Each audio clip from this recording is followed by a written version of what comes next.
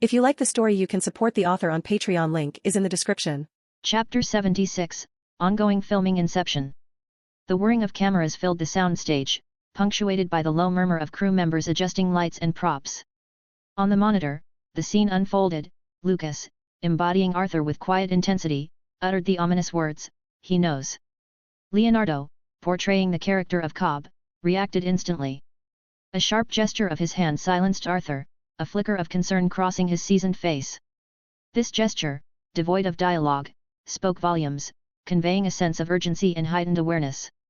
The air crackled with unspoken tension. A barely perceptible tremor ran through the set. The tremor, barely perceptible at first, vibrated through the air, sending a ripple of unease through the room. Glasses clinked, the set creaked. Arthur and Cobb, their movements synchronized in perfect unison, instinctively reached for their glasses, ensuring they remained secure. Cobb, with a practiced flick of his wrist, glanced at his watch. The second hand, a crucial marker of time and reality, stood frozen in place. Lucas as Arthur, his eyes widening subtly, scanned the opulent room, his expression betraying a flicker of controlled panic beneath his professional demeanor. "What's going on up there?" he whispered, his voice barely a tremor itself. A hush fell over the set. Even the crew, usually buzzing with activity, stood transfixed, their eyes fixed on the scene unfolding before them. Leonardo, and surprisingly even Lucas, had delivered the scene with remarkable exception. The camera captured the two actors' confusion and unease of a situation teetering on the edge of chaos. Director Nolan, a silent observer behind the monitor, offered a smile. As the first scene wrapped, a ripple of impressed murmurs spread through the crew. While the seasoned performances of veterans like Leonardo DiCaprio and Ken Watanabe were expected, their eyes were on the young actor, Lucas. His portrayal of Arthur really surprised everyone. He seamlessly navigated the scene, matching the intensity of his co-stars and delivering subtle nuances that brought depth to the character. His nervous glance around the room after uttering "he knows," followed by the genuine concern in his voice when asking "what's going on up there," showcased a range that belied his acting skills. Director Nolan couldn't hide a hint of satisfaction in his eyes. "Cut!" he finally proclaimed, a hint of excitement creeping into his voice. The crew erupted in applause, recognizing not just the completion of the scene, but the potential they saw in the young actor. The cameras stopped whirring, signaling the end of the first scene. Leonardo, as if shedding a cloak, transitioned smoothly out of Cobb's persona. With a warm smile, he approached Lucas, the young actor who embodied Arthur. "Lucas," Leonardo began, his voice seasoned yet encouraging, "you surprised me out there. I don't recall seeing that level of intensity during rehearsals." Lucas, a hint of blush creeping onto his cheeks, couldn't help but grin. "Perhaps," he added, "I was fueled by your own acting prowess, Mr. DiCaprio." The energy was contagious. Leonardo chuckled, the sound rumbling pleasantly. "Whatever it was," he said, placing a friendly hand on Lucas's shoulder, "it was excellent. I wasn't sure at first if you could match the intensity, but you knocked it out of the park, kid." As they walked back towards the crew, Leonardo's gaze lingered on Lucas for a moment longer. There was a genuine respect now, replacing the earlier professional assessment. During rehearsals, Lucas hadn't shown anything that really impressed him, but today, in the crucible of live performance, he can see why Lucas was chosen for the role. A wave of warmth washed over Lucas as Leonardo's praise echoed in his ears. To be acknowledged by such a seasoned actor was a moment he wouldn't soon forget. Settling back into his seat, he scanned the script on the small table, his mind still buzzing from the scene. Suddenly, a warm cup of coffee offered towards him. "You looked intense out there," Ken Watanabe's calm voice carried over, a hint of amusement in his eyes. "Want some fuel for the next round?" Lucas startled, his gaze flitting to the offered coffee. "Oh, thanks, Mr. Watanabe," he mumbled, surprised by the unexpected gesture. Ken chuckled, his eyes crinkling at the corners. "Call me Ken. We're all in this together, remember?" Lucas's smile broadened, the tension easing from his shoulders. He gratefully accepted the coffee, the warmth seeping into his hands as he took a sip. "I really appreciate it." "No problem," Ken replied, gesturing towards the script. "So, what's on your deck next?" Lucas's eyes lit up. "Actually, my next scene is..." They delved into the intricacies of the upcoming scene, dissecting their characters' motivations and exploring different approaches. Ken, with his wealth of experience, offered subtle guidance, never overshadowing, but encouraging Lucas to find his own interpretation. Lucas, in turn, brought a youthful energy and fresh perspective to the discussion. The stage lights cast a warm glow on the meticulously constructed set, mimicking the sprawling terraces of Nijo Castle. A subtle tremor, barely perceptible to the untrained eye, rippled through the wooden structures. Lucas, embodying the young extractor Arthur, and Leonardo, as Cobb, instinctively reached out to steady themselves against the railing. This scene, if fully edited out by CGI, would showcase cascading tiles and crumbling masonry, a chaotic spectacle that would test the characters' composure. In the meantime, the extras portraying guests wandered the meticulously designed terraces, seemingly oblivious to the impending danger. Arthur's voice, laced with a hint of urgency, broke the silence. "Sato knows, Cobb. He's playing us." His professionalism remained unwavering, even in the face of this unexpected development. Cobb, however, betrayed a flicker of unease. Unlike Arthur's controlled demeanor, his actions revealed a hurriedness, almost desperation. "I can get it here," he insisted, his voice tight. "The information's in the safe," he looked right into it when I mentioned secrets. His attempt to convince himself seemed almost futile. Arthur nodded, acknowledging Cobb's words with a slight jerk of his head. But his attention was already drawn elsewhere. Over Cobb's shoulder, his eyes caught sight of a familiar figure strolling amongst the guests. A subtle frown creased his features, and his voice held a hint of annoyance, expertly masked by his professional tone. "What's she doing here, Cobb?" His question hung heavy in the air. Nearby was a woman standing nearby. It was Marion Cotillard, as Mal, Cobb's late wife, radiating a haunting beauty that resonated with an unsettling familiarity to Cobb. Cobb's eyes widened as he registered the figure. A tremor, more emotional than physical, ran through him. His usual confidence faltered, replaced by a flicker of helplessness in his gaze. He turned to Arthur, a faint apology shadowing his features. "You just get to your room," he murmured, his voice husky with suppressed emotion. "I'll take care of the rest." Arthur, although was composed and professional, mirrored the helplessness in Cobb's eyes.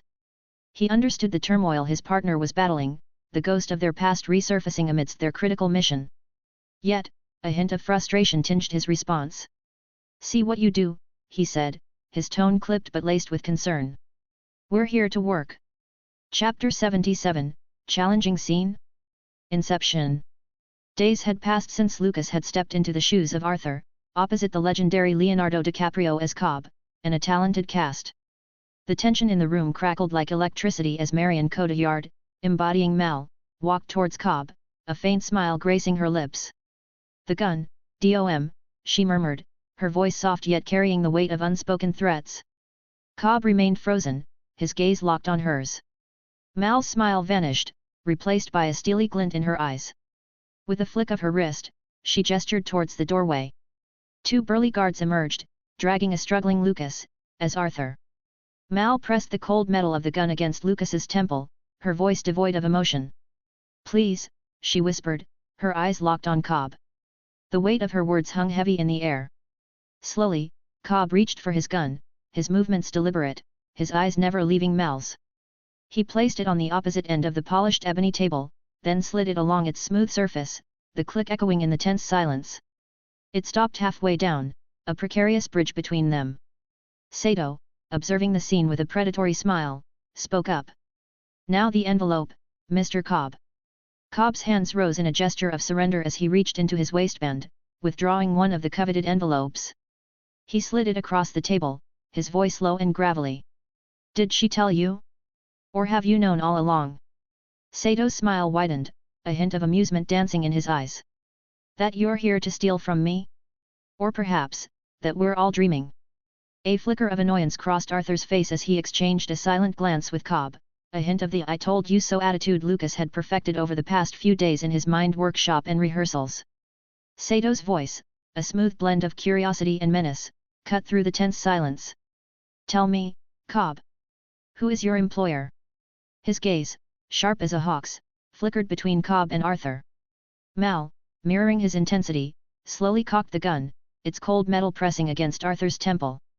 "No point threatening him in a dream," Cobb countered, his voice betraying a hint of unease. Mal's lips curved into a chilling smile. That depends on what you're threatening. Killing him would just wake him up, but pain? Pain is in the mind. Her eyes, devoid of warmth, met Cobb's. The air crackled with unspoken warnings, a silent duel of wills playing out between them. Then, with a swift movement, Mal lowered the gun and fired. In a swift, almost casual movement, Mal lowered the gun, aiming instead for Arthur's leg. With a sharp crack that resonated through the room, the gun fired. Though no projectile flew, Lucas, or rather, Arthur, contorted his face in agony, a guttural scream erupting from his throat. Even amidst the filming, his performance held such conviction that it sent shivers down the spines of those observing, though some may find it funny. Judging by the decor, Mal said, her voice cold and calculating, "We're in your mind, aren't we, Arthur?" Amidst the tension, a crack of amusement flickered across some actors' faces, a testament to Lucas's convincing portrayal. Yet, professionalism prevailed, and the scene continued uninterrupted. Leonardo, fully embodying Cobb's desperation, launched himself across the polished table. His movement was a blur, a desperate lunge for his discarded gun. With a sharp crack, the weapon echoed in the opulent space, not aimed at Sato, but at Arthur. Lucas, immersed in the character, crumpled realistically, the scene ending with Cobb springs to the door, leaving behind a stunned silence, before the director's cue, cut. Officially ended the scene. Applause echoed through the soundstage as the dream within a dream scene wrapped. Lucas, still buzzing from the intensity of the performance, felt a tap on his shoulder. It was Christopher Nolan, his expression unreadable. "Lucas," Nolan said, gesturing towards a quiet corner. "Mind joining me for a quick chat?" Intrigued, Lucas followed the director. After settling down, Nolan leaned forward, his voice low. "Remember how we discussed some scenes requiring specialized training?" Lucas nodded, recalling the vague conversations about demanding physical sequences. "Well," Nolan continued, a hint of a smile playing on his lips, "that time has come. After we film your next few scenes, you'll be heading to London." Lucas raised an eyebrow, surprised. "London? For what?" "We've built a unique set, a rotating environment inside an airship hangar," Nolan explained. "You'll be working with our stunt team to prepare for a particularly challenging scene." Silence fell as Lucas processed the information. His surprise quickly morphed into excitement. A demanding scene demanding special training? It sounded thrilling, a testament to the trust placed in him. "Challenging, you say?" His voice held a mix of nervousness and anticipation. Nolan chuckled. "Let's just say it'll push your physical and mental limits, in the best way possible. Be prepared, Lucas. That rotating set is about to take you on a wild ride." With a pat on Lucas' shoulder, Nolan excused himself, leaving Lucas buzzing with curiosity and a newfound drive. The dream within a dream had been exhilarating, but a whole new challenge awaited him across the ocean. Lucas chewed on his lip, replaying Christopher Nolan's words in his mind. The director's cryptic hint about a challenging scene filmed in a specially built rotating set sent shivers of excitement down his spine. If his memory served him right, he remembered the scene where Arthur engaging in intense hallway combat, and not just any fight scene, but one meticulously crafted without the aid of CGI. The thought filled Lucas with a mix of apprehension and exhilaration. He had seen glimpses of Nolan's commitment to practical effects in films like The Dark Knight, where the iconic hospital explosion was achieved with real explosives. Now, it was his turn to step into the director's creative planning. Chapter 78, Rotating Sets. The dingy bathroom reeked of mildew and grime. Lucas, fully embodying Arthur's urgency, blinked awake in the worn armchair. His wrists, chafed raw from the restraints, protested as he yanked free the tubes connected to their silver metal casing. "What are you doing?" Lucas Haas, playing Nash, protested. "It's too early." Fluid spurted from the tubes as Arthur wrestled with the case on the grimy floor. "I know." He spat, his voice laced with desperation. "I have to reconnect the loop before they reconnect." He stumbled towards the bedroom, following the tubes leading to Sato, who lay asleep on the bed. The man stirred as Arthur reached him, revealing the complex network of tubes and syringes within the silver case. He worked swiftly, his eyes flitting between the equipment and Sato's waking form. "I won't make it," he called out. "Wake Cobb." Meanwhile, in the grimy bathroom, Nash turns to Leonardo DiCaprio, who portrays Cobb. The tension crackles in the air as Nash raises his hand and delivers a resounding smack across Cobb's face. "He won't wake." he exclaims, panic edging his voice. Arthur, oblivious to the struggle in the bathroom, frantically connects the final tube to Sato's wrist. Dunk him! He yells. A click echoes through the room, and Arthur looks up to find Sato staring down at him, a gun held to his head, a chilling silence broken only by the Sato's finger pressed against his lips, gesturing silence. Back in the bathroom, Nash forces Cobb backwards, pushing him towards the bathtub's edge. Cobb tumbles into the water, gasping for breath as he surfaces, his eyes wide with shock. Sato bursts into the bathroom, knocking Nash aside. Cobb, fueled by adrenaline, launches himself out of the tub, water cascading off him as he tackles Sato against the door. The gun clattered to the floor, and Cobb's fist connected with Sato's jaw, ending the struggle. Silence descended, broken only by the ragged breaths of the men. It was then that Cobb, his voice raspy, addressed Sato, "You came prepared." Sato grunted, slowly regaining his composure. They exchanged words, a tense dialogue playing out against the backdrop of the messy room. Arthur, however, remained fixated on the window, his eyes filled with urgency. Though the window outside offered nothing but green screen and empty space, Lucas, embodying Arthur with remarkable conviction, spoke, his voice tight with urgency. "They're getting closer, Cobb," he warned, his gaze unwavering from the green wall. Filming hummed along as Arthur and Cobb continued their performance. Their objective, convince Sato he was already in reality. Tensions mounted as Cobb escalated his threats, but Sato remained unfazed, breaking into laughter. His gaze then focused on a seemingly out-of-place red carpet in the room. Cobb, noticing Sato's shift, turned to Nash with a flicker of annoyance. The scene unfolded, each take bringing them closer to perfection. Finally, after careful adjustments and directorial cues, the filming wrapped. However, this wasn't a one-take wonder. Several factors necessitated multiple takes. One issue was Lucas Na's portrayal of Nash. While overall his performance was exceptional, there were scenes where his physical interactions with Leonardo DiCaprio, like a crucial slap sequence, needed more intensity.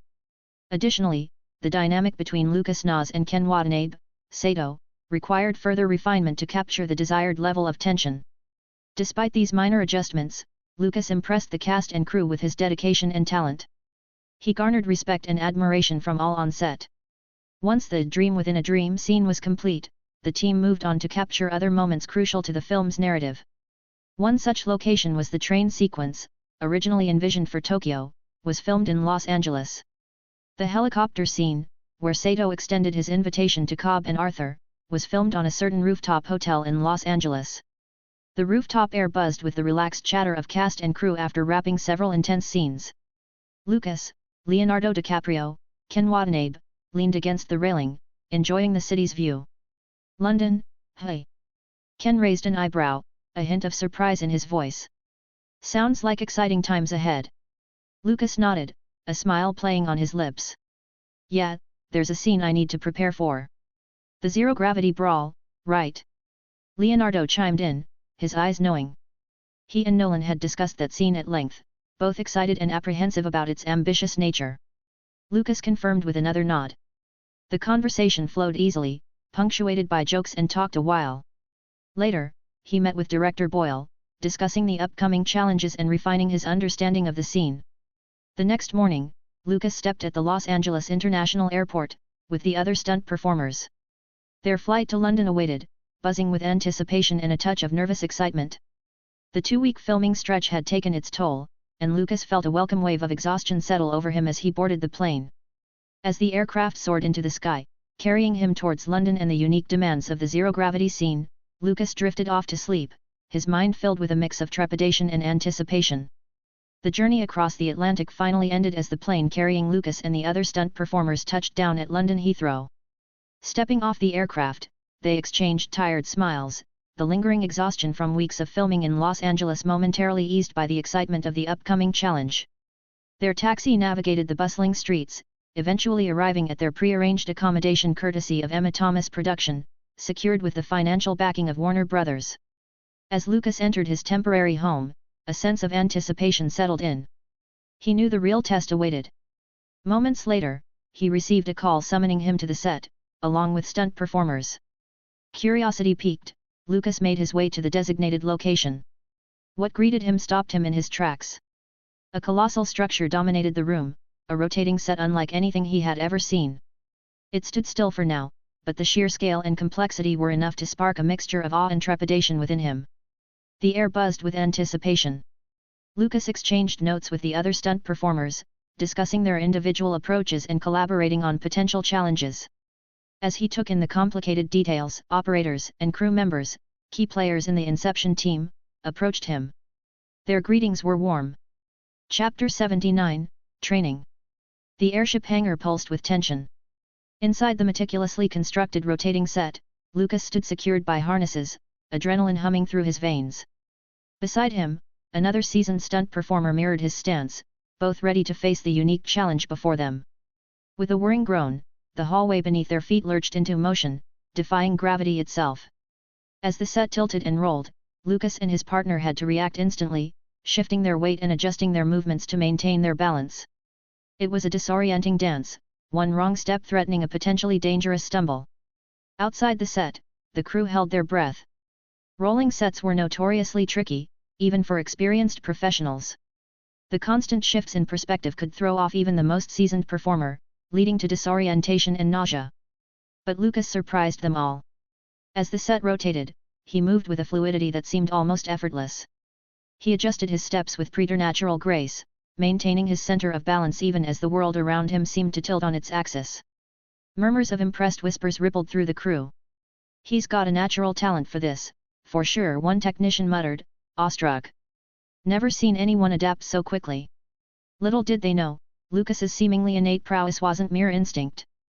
Back in his personal training space, the Mind Workshop, he had meticulously recreated the hallway scene. Days of practice in his Mind Workshop had ingrained the movements and responses deeply into his muscle memory, allowing him to navigate the real set with uncanny poise. The adrenaline-fueled battle between Lucas and the stunt performer finally reached its climax. With a flourish, the set directors called cut. And the rolling platform lurched to a halt, depositing the panting duo back onto solid ground. Hours of rehearsals had taken their toll on the seasoned stunt performer. He stumbled slightly, catching his breath with a few ragged coughs. Lucas, too, felt a wave of dizziness wash over him, but it was quickly dismissed. His eyes remained fixed on the next challenge. His Mind Workshop training had prepared him for the demands of the rolling set, and he felt a surge of confidence. "I'm going to head over to the rotating room and see if I can get some practice in," he announced to the crew. Dylan Neiman, the set production assistant, immediately furrowed his brow. "Mr. Knight," he said, concern evident in his voice, "perhaps a little rest wouldn't hurt. The rotating room is a different beast altogether, wider space, faster rotation, and a much higher risk of injury." Lucas considered Dylan's words. He understood their apprehension. The rotating room was notorious for its unforgiving nature, even for seasoned stunt performers. A single misstep could have serious consequences. Lucas understood their worry. The rotating room set was notorious for its difficulty. Actors often struggled with the disorienting spins, and falls even on padded surfaces could be serious. Yet, a part of him ached to keep going. He paused, weighing the concerns etched on the crew's faces with the burning desire within him. Finally, he offered a compromise. "All right, I'll watch the other stunt performers practice first. Maybe observe their techniques, see how they tackle the bigger space." This solution seemed to appease everyone. Relief flickered across Dylan's face and every crew. The hustle and bustle of the Warner Brothers studio hummed around Nolan, the director of Inception. With the scene with Leonardo DiCaprio had just wrapped, and Nolan was conversing with a man, who had a jet black hair and piercing blue eyes, had a confident air. "There's a fire in Leo's eyes, you can't deny that," Vince observed, his voice gravelly yet surprisingly gentle. "But I still can't help but think my son would have done just as well, maybe even better." "While," Nolan offered a wry smile. "Melvin was certainly a talented young man, Vince, but Leonardo brings a unique charm to the role, a star quality that can't be replicated." Vince shook his head, a flicker of disappointment crossing his face. "You say that because he's already established, Christopher. He's ridden the wave of Titanic all the way to the top." The unspoken accusation hung in the air, a career built on fleeting fame rather than raw talent. With a sigh that spoke volumes, Vince nodded towards Nolan. "Good luck, then. I hope your film becomes a success, despite the casting choice." As Vince turned to leave, a key member of the crew leaned closer to Nolan, a knowing smile playing on his lips. "Vince giving you a hard time again?" Nolan chuckled softly. "Nothing out of the ordinary. He just wants to see his son shine, but he's annoying." The crew member chuckled in understanding. Always the supportive father, even when his support comes with a side of criticism. Their hushed conversation faded as the set bustled back to life, cameras resetting, actors preparing for the next scene. Dash. The rotating room, a behemoth of steel and scaffolding, whirred into motion. Unlike the hallway set, its larger space and faster rotations proved daunting even for seasoned stunt performers. They moved cautiously, their steps hesitant as they struggled to maintain their balance against the centrifugal force. Among them stood Lucas, a stark contrast. He moved with a fluidity that belied the room's disorienting spin. His body seemed to anticipate the shifts, his steps sure and graceful. He navigated the rotating space with an ease that surprised even the most experienced crew members. However, the room's unpredictability remained. Unexpected bumps and sudden lurches could still pose a risk, even for someone as skilled as Lucas. Recognizing this, the production team held a quick discussion. While impressed by Lucas's abilities, their priority was safety. "He's handling it remarkably well," Dylan, the set production assistant, acknowledged, watching Lucas navigate the room with practiced ease. "But a fall in here could be serious." "We shouldn't push it," another crew member chimed in. Slowing down the rotation wouldn't affect the scene significantly, but it would offer a margin of safety. After careful consideration, a decision was made. The room's speed was gradually reduced, finding a sweet spot that balanced the demands of the scene with the safety of the performers. Lucas, though capable of handling the faster rotation, understood the crew's concerns and readily adapted to the adjusted speed. 3 days had passed since Lucas first stepped onto the rolling sets of Inception. The rotating hallway, with its disorienting shifts, had initially tested his balance, but he adapted with an impressive fluidity. The room, with its wider expanse and faster rotations, was designed to push even seasoned professionals to their limits, but fortunately for the stunt actors, the rotating speed slowed down. Yet, Lucas, his movements honed through countless hours of practice in his personal mind workshop, navigated the shifting platform with an almost effortless grace even with faster rotations, and now that the rotating speed slowed down, he performed even better. His performance, imbued with precision and control, defied the crew's initial estimations of weeks-long training. A round of disbelief rippled through the set. Seasoned stunt performers, hardened by years of experience, marveled at Lucas' natural talent. This unexpected efficiency meant a significant shift in the filming schedule. Instead of weeks of painstaking practice, Lucas was ready to return to the main stage in Los Angeles, shaving precious days off the production timeline. This was a welcome relief for the crew, already grappling with the logistical complexities of the rolling sets.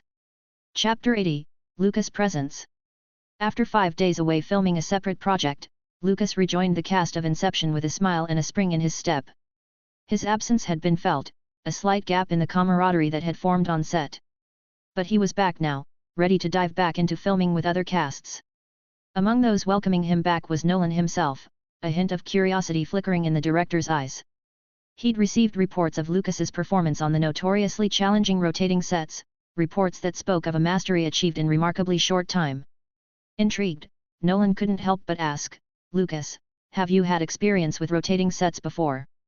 Lucas, appearing humble, chuckled.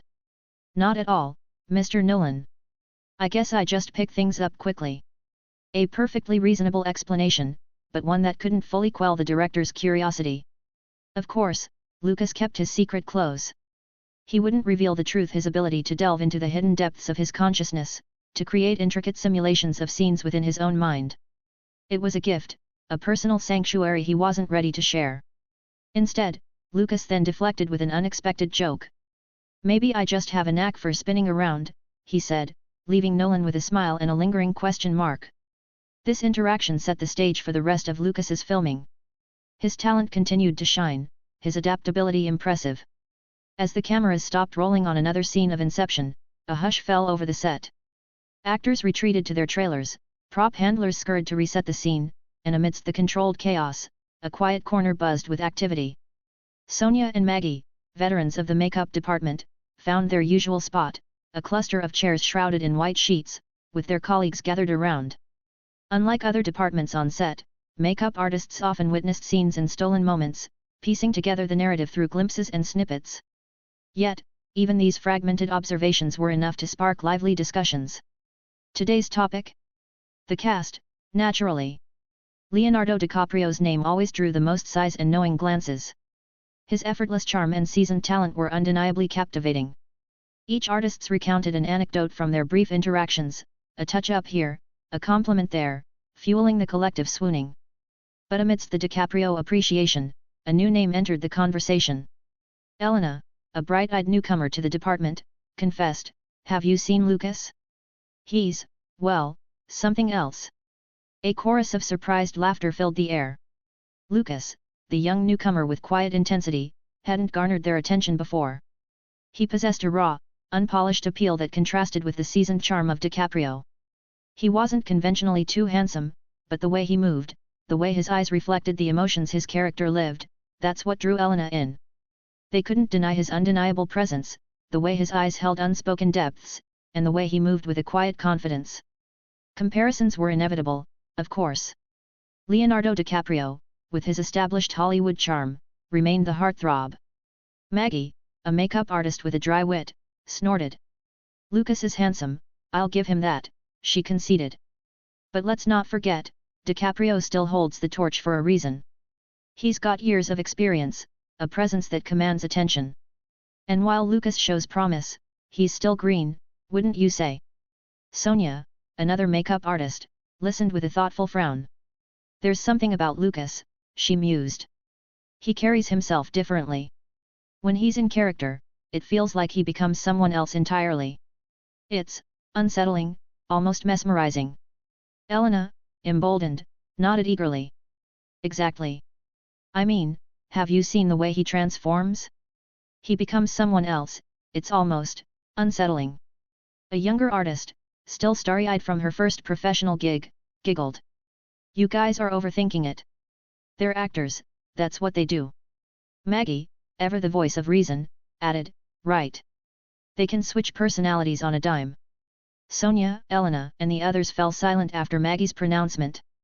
Her words, while dismissive, held a grain of truth. They were, after all, accustomed to working with actors of varying degrees of talent and experience. Perhaps, they thought, they were overreacting to Lucas's potential because of their recent exposure to mainly newcomers or actors who relied heavily on their looks. Yet, despite the uncertainty, a spark remained lit within them. There was something undeniable about Lucas. He wasn't just effortlessly charming in his role, he seemed to genuinely inhabit it, transforming on set in a way that captivated them. Sonia couldn't help but steal occasional glances at Lucas as he prepared for his next scene. Off camera, he was a different person entirely, quiet, reserved, but with an air of focused intensity. She had even seen him diligently rehearsing his lines during downtimes, a dedication she deeply admired in a young actor. Their brief discussion about Lucas continued for a while longer, the buzz fading as they turned their attention to their current client, Ellen Page, who had just recently arrived on set.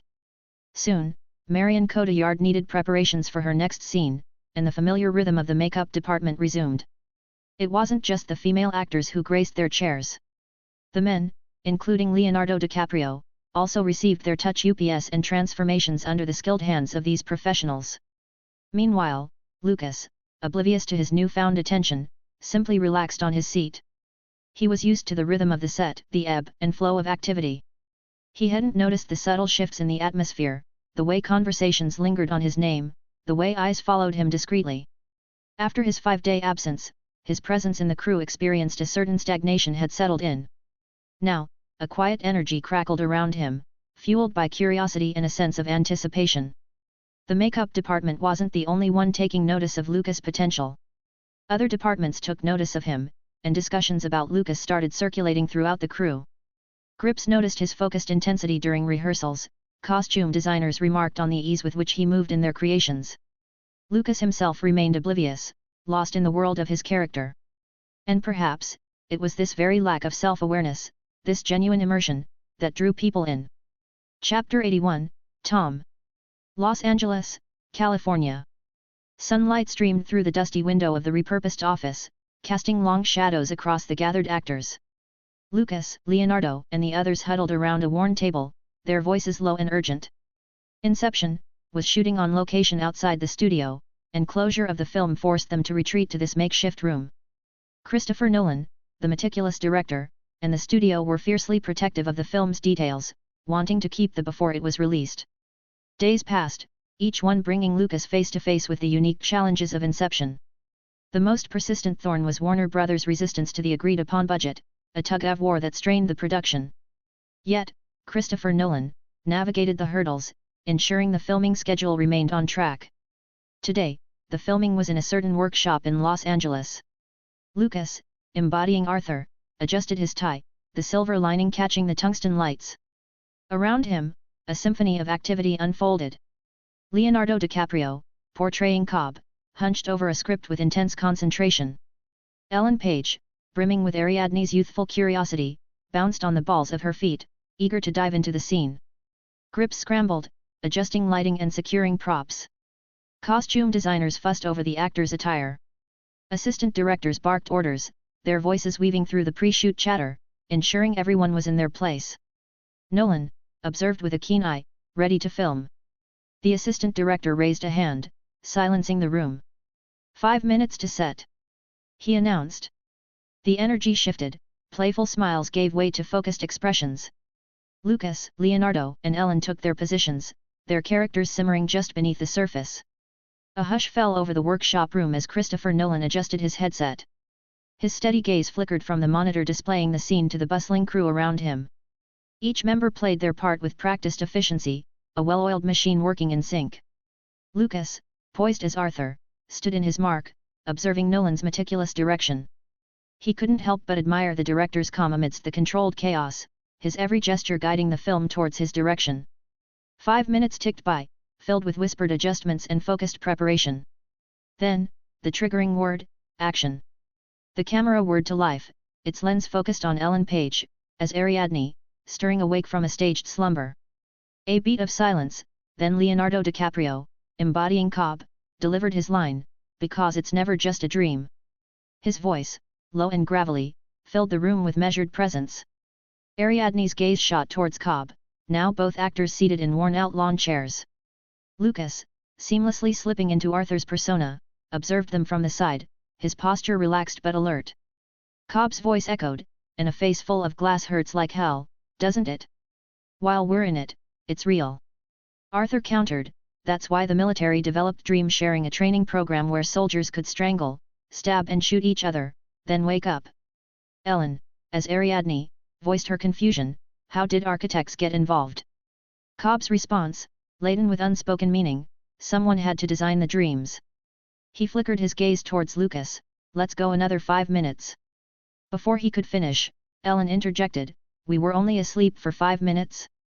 We talked for an hour at least. Cobb explained, his voice patient, when you dream, your mind functions more quickly, so time seems to pass more slowly. Lucas chimed in, 5 minutes in the real world gives you an hour in the dream. The air crackled with anticipation as Cobb concluded, let's see how much trouble you can cause in 5 minutes. A pregnant pause hung in the air before the sharp cry, cut. The scene ended, the actors stepping out of their roles with sighs of relief. Lucas, Leonardo, and Nolan gathered around the monitor, reviewing the footage with focused eyes. Meanwhile, Ellen glanced at Lucas, who stood conversing animatedly with Leonardo and director Nolan. The ease with which this newcomer, cast in a supporting role, navigated the conversation surprised her. He wasn't just exchanging pleasantries, there was a genuine exchange of ideas, a respect and intellectual sparring she was accustomed to experiencing only with seasoned actors. In their limited interactions on set, Ellen had recognized Lucas's talent. He brought a raw, nuanced energy to his character, a potential that mirrored her own early career. A brief discussion ensued, Nolan, Lucas, and Leonardo, punctuated by nods and murmured suggestions. Finally, Nolan declared, good take. This scene captured the essence of the dialogue without being overly complex. Let's move on. Dash. The afternoon sun cast a warm glow over the bustling Inception set as filming hummed along. Lucas, still riding the high of a scene he shared with Leonardo DiCaprio, caught sight of a new arrival. It was Tom Hardy, instantly recognizable with his imposing figure and intense gaze. A wave of excitement rippled through the crew as Nolan and DiCaprio greeted Hardy with familiar warmth. They had clearly collaborated before, their easy banter hinting at a shared history. Hardy, the charming professional, then made his rounds, offering friendly hellos to Ellen Page, Marion Cotillard, and the rest of the cast. Finally, he reached Lucas, who stood nervously. Hardy extended a hand with a disarming smile. "Hello, mate. Nice to meet you. Tom Hardy, by the way." Lucas, momentarily flustered, managed a grin. "Haha, you're already quite well known, Mr. Hardy. I should be the one introducing myself. I'm Lucas Knight." Hardy chuckled, his presence surprisingly approachable. "Lucas Knight, eh? Well met, then." He clapped Lucas on the shoulder, the gesture conveying a genuine camaraderie. They lingered for a few minutes, exchanging pleasantries and sharing a few light-hearted discussions about the film. Hardy, despite his aura of stardom like Leonardo, possessed an easygoing charisma that put Lucas at ease. Their brief conversation offered a glimpse into the camaraderie that existed within the cast, a sense of shared purpose and mutual respect that the differences in experience and fame never boasted. As the scene preparations began, their conversation came to a natural end. Chapter 82, Early Promotion. As spring approached in March 2010, rumbles of an independent film began to reach audiences. Fox Searchlight Pictures started to promote 127 Hours, its latest acquisition.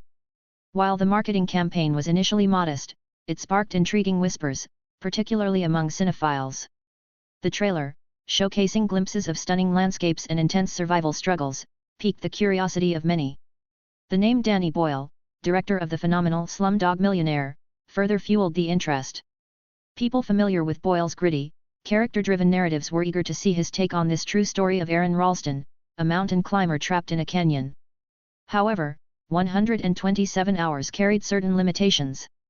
Being an independent film, it lacked the massive budget and promotional firepower of major studio releases. Additionally, its subject matter, while compelling, didn't fit neatly into typical commercial genres. It wasn't an action spectacle, nor a light-hearted comedy. It was a raw, introspective exploration of human resilience, which initially limited its mainstream appeal. Despite these factors, the quiet buzz surrounding 127 Hours persisted. Some film critics started releasing early reviews, praising the film's unique vision and Lucas Knight's powerful performance. Word of mouth began to spread, and slowly, a passionate cinephile audience started to gather, anticipating the film's release. Adding to this growing interest was the recognition of Lucas Knight by fans of his role as Dylan in Modern Family. Mentions of Knight's involvement in 127 Hours started appearing in online communities like Yahoo Threads, bringing the film to the attention of fans who may not have been aware of it otherwise. While some Dylan fans already knew about Knight's debut in the film, many others discovered it through these online discussions, expanding the potential audience. As 127 Hours premiered at the prestigious Sundance Film Festival, early reactions began to trickle online, painting a promising picture for the independent film. Attendees, including critics and cinephiles alike, took to social media to share their thoughts, with many praising the film's unique vision and particularly, the performance of Lucas Knight. One user, who claimed to have witnessed the premiere, raved about the film's quality, stating, "Trust me, I watched it at Sundance, and it was good. Even the actor's performance was Oscar-worthy." Another user echoed this sentiment, declaring, "I've become a fan of Lucas after seeing his performance in the film. Damn, the film was a roller coaster, it was so good. I hope to watch it again, but with my family this time."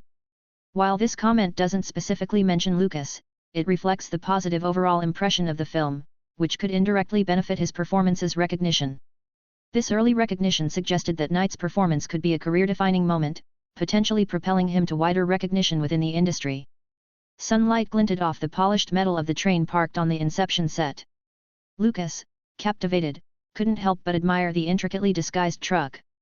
He marveled at the illusion so masterfully crafted. Its weathered paint and meticulously placed rivets evoked the image of a vintage train chugging down a dusty track. After a while, Lucas was deep in rehearsal with Tom Hardy. Across the globe, Leonardo DiCaprio and Ellen Page filmed their Parisian café scene, filmed in a certain café in Paris. This production, while embracing the possibilities of CGI, heavily favored practical effects. Christopher Nolan, renowned for his commitment to realism, prioritized scenes shot in camera whenever possible. The train before them exemplified this philosophy.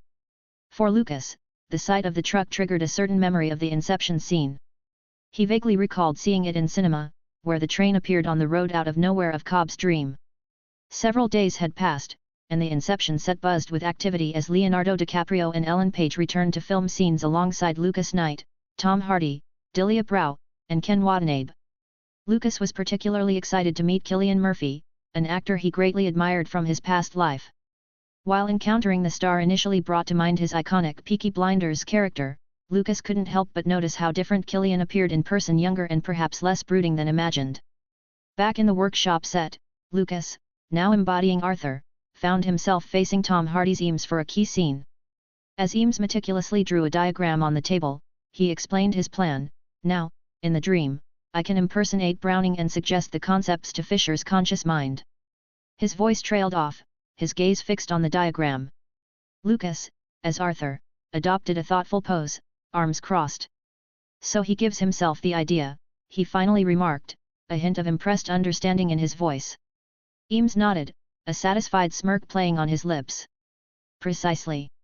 That's the only way to make it stick. It has to seem self-generated. A brief moment of unspoken respect passed between them before Arthur broke the silence with a genuine smile. Eames, I'm impressed.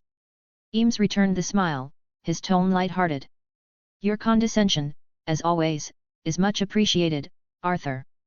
The director's voice then filled the room, calling cut. The scene ended, leaving a tangible tension in the air. As the crew bustled around them, preparing for the next scene, Lucas exchanged a brief glance with Hardy, a silent acknowledgement building between them. As filming progressed, Tom Hardy observed Lucas Knight with growing respect. He wasn't just impressed by Lucas's raw talent, but also by his dedication and work ethic.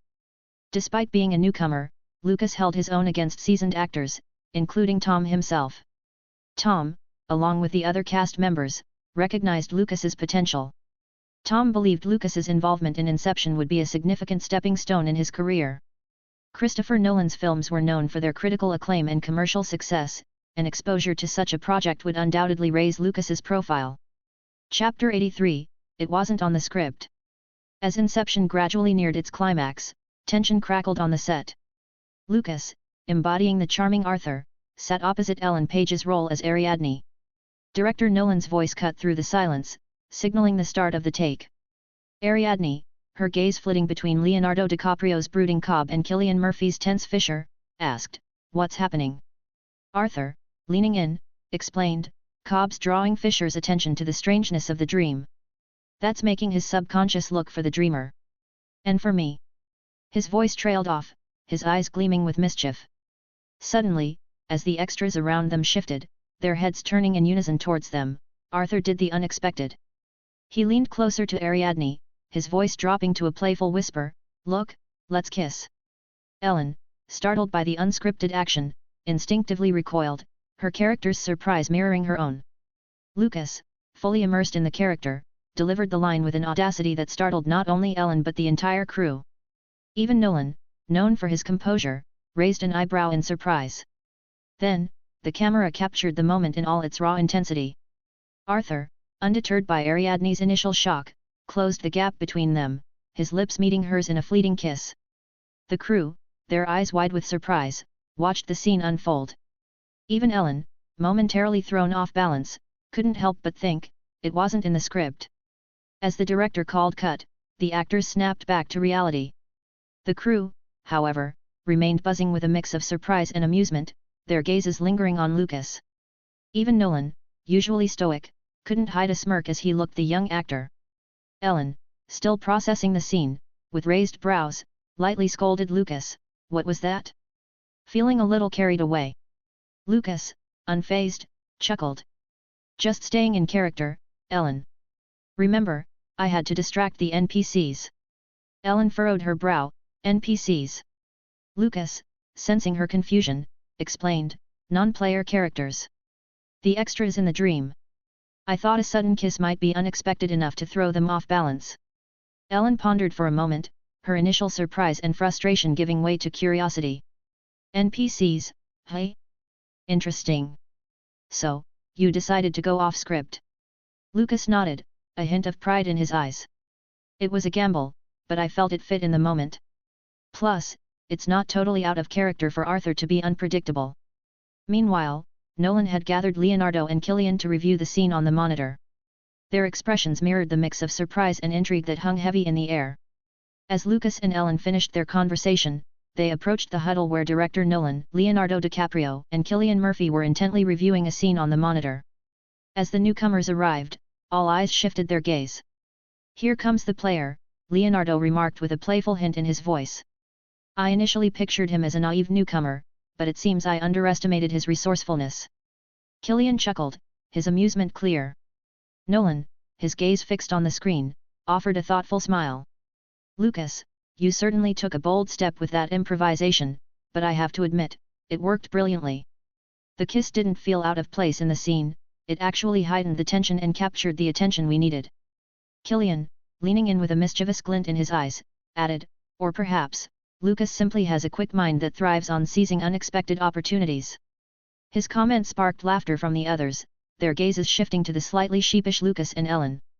As the scene replayed on the monitor and the casts teased the two, a subtle exchange passed between Lucas and Ellen. A fleeting glance, a hint of amusement in his eyes, and a touch of annoyance in hers, a silent dialogue suggesting this was your doing.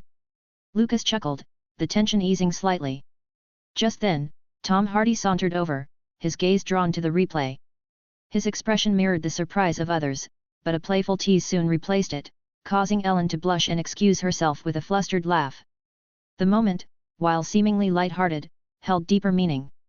For the crew and cast, accustomed to the serious demands of filmmaking, it was a rare opportunity for carefree fun.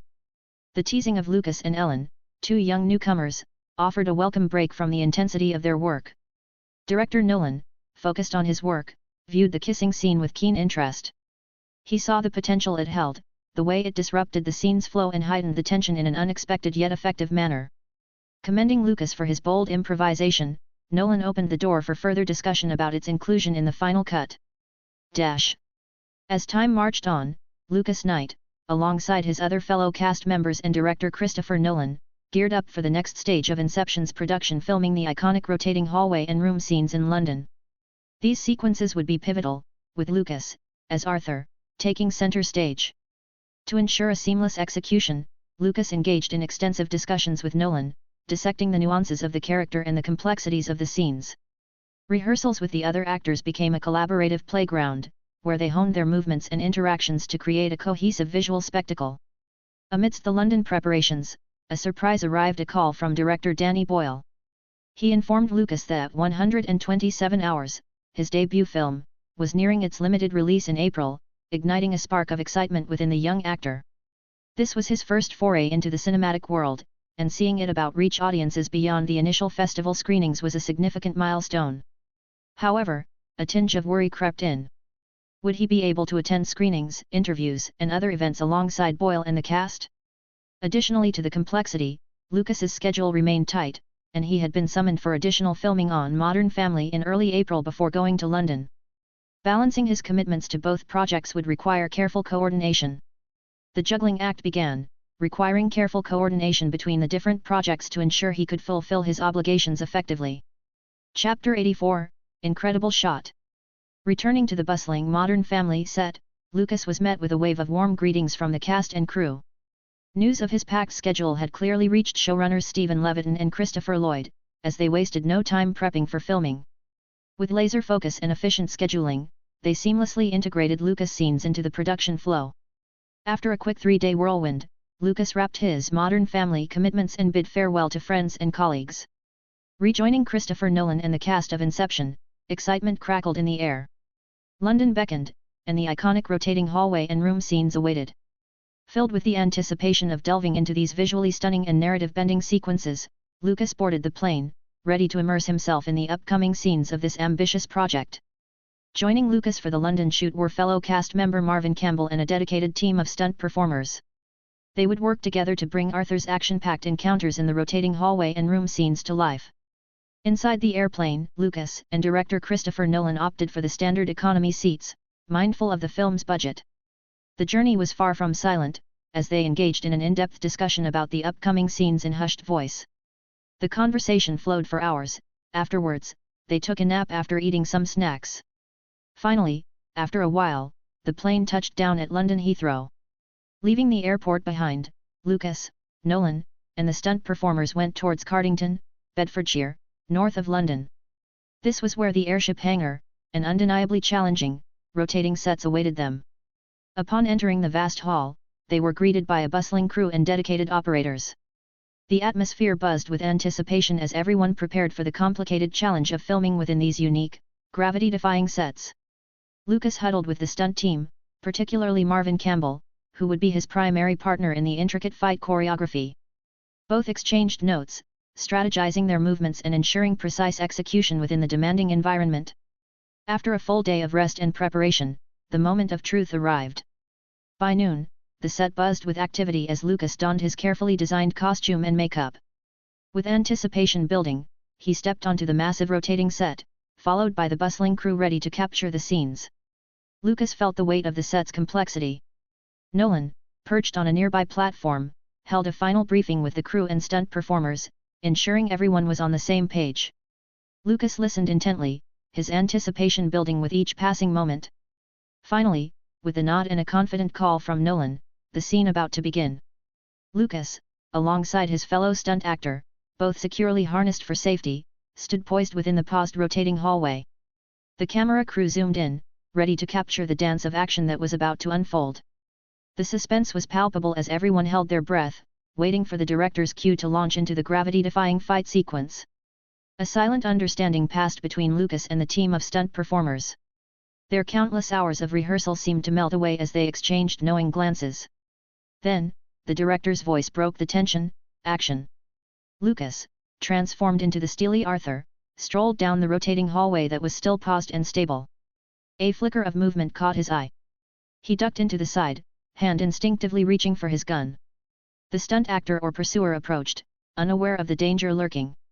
As Arthur aimed, the figure reacted with lightning speed, disarming him. A struggle ensued, both locked in a desperate fight for control.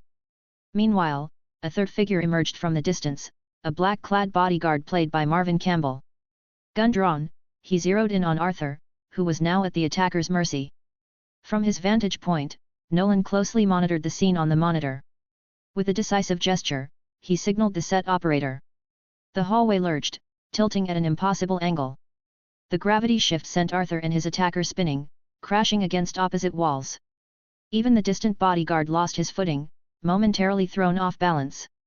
Seizing the unexpected opportunity, Arthur launched into a counter-offensive. Fueled by adrenaline and fueled by the disorienting shift in gravity, he overpowered his attacker. With a final push, he sent the figure hurtling towards the elevator's door. Regaining his grip, Arthur desperately clung to the tilted hallway, the world around him threatening to spin out of control. Arthur's eyes darted down the hall, spotting the black bodyguard's gun sliding away. Without hesitation, he launched himself across the tilted floor, defying the shifting gravity. The unstable surface threatened to throw him off balance, but with a combination of agile steps and a hand braced against the wall, he maintained his momentum. He reached the position, but the guard already secured the weapon. The fight that ensued was a testament to their skill and resilience. They battled against the backdrop of the rotating hallway, both struggling to maintain their footing while exchanging blows. Arthur expertly used the tilt to his advantage, slamming the guard into the wall before the fight took them upwards, their feet finding purchase on the ceiling in a breathtaking display of acrobatic combat. Lucas, fully immersed in the role of Arthur, even executed a gravity-defying leap across the ceiling, seeking an upper hand. The struggle continued, culminating in a dramatic fall through the door that was opened due to their fall. Then after a while, the director yelled, "Cut!" The rotating set ground to a halt, and a wave of applause erupted from the crew.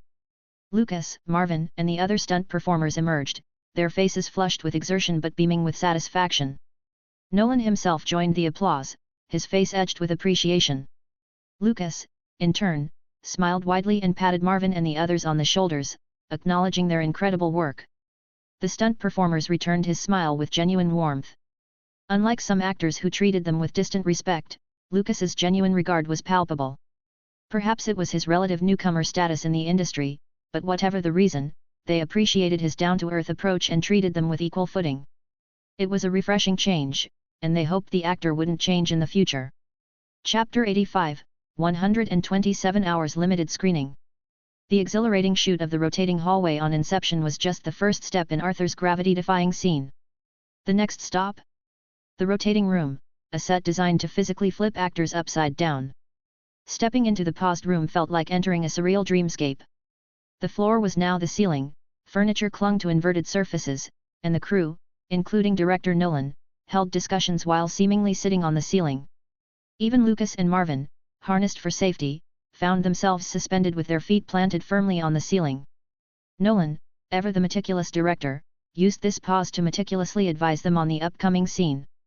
Lucas, clearly focused, listened intently, nodding occasionally as he absorbed the instructions. Once satisfied, Nolan stepped out, and the set lurched into motion. The action burst forth as Lucas, transformed into the steely Arthur, tumbled through the doorway into the rotating room with the hallway guard.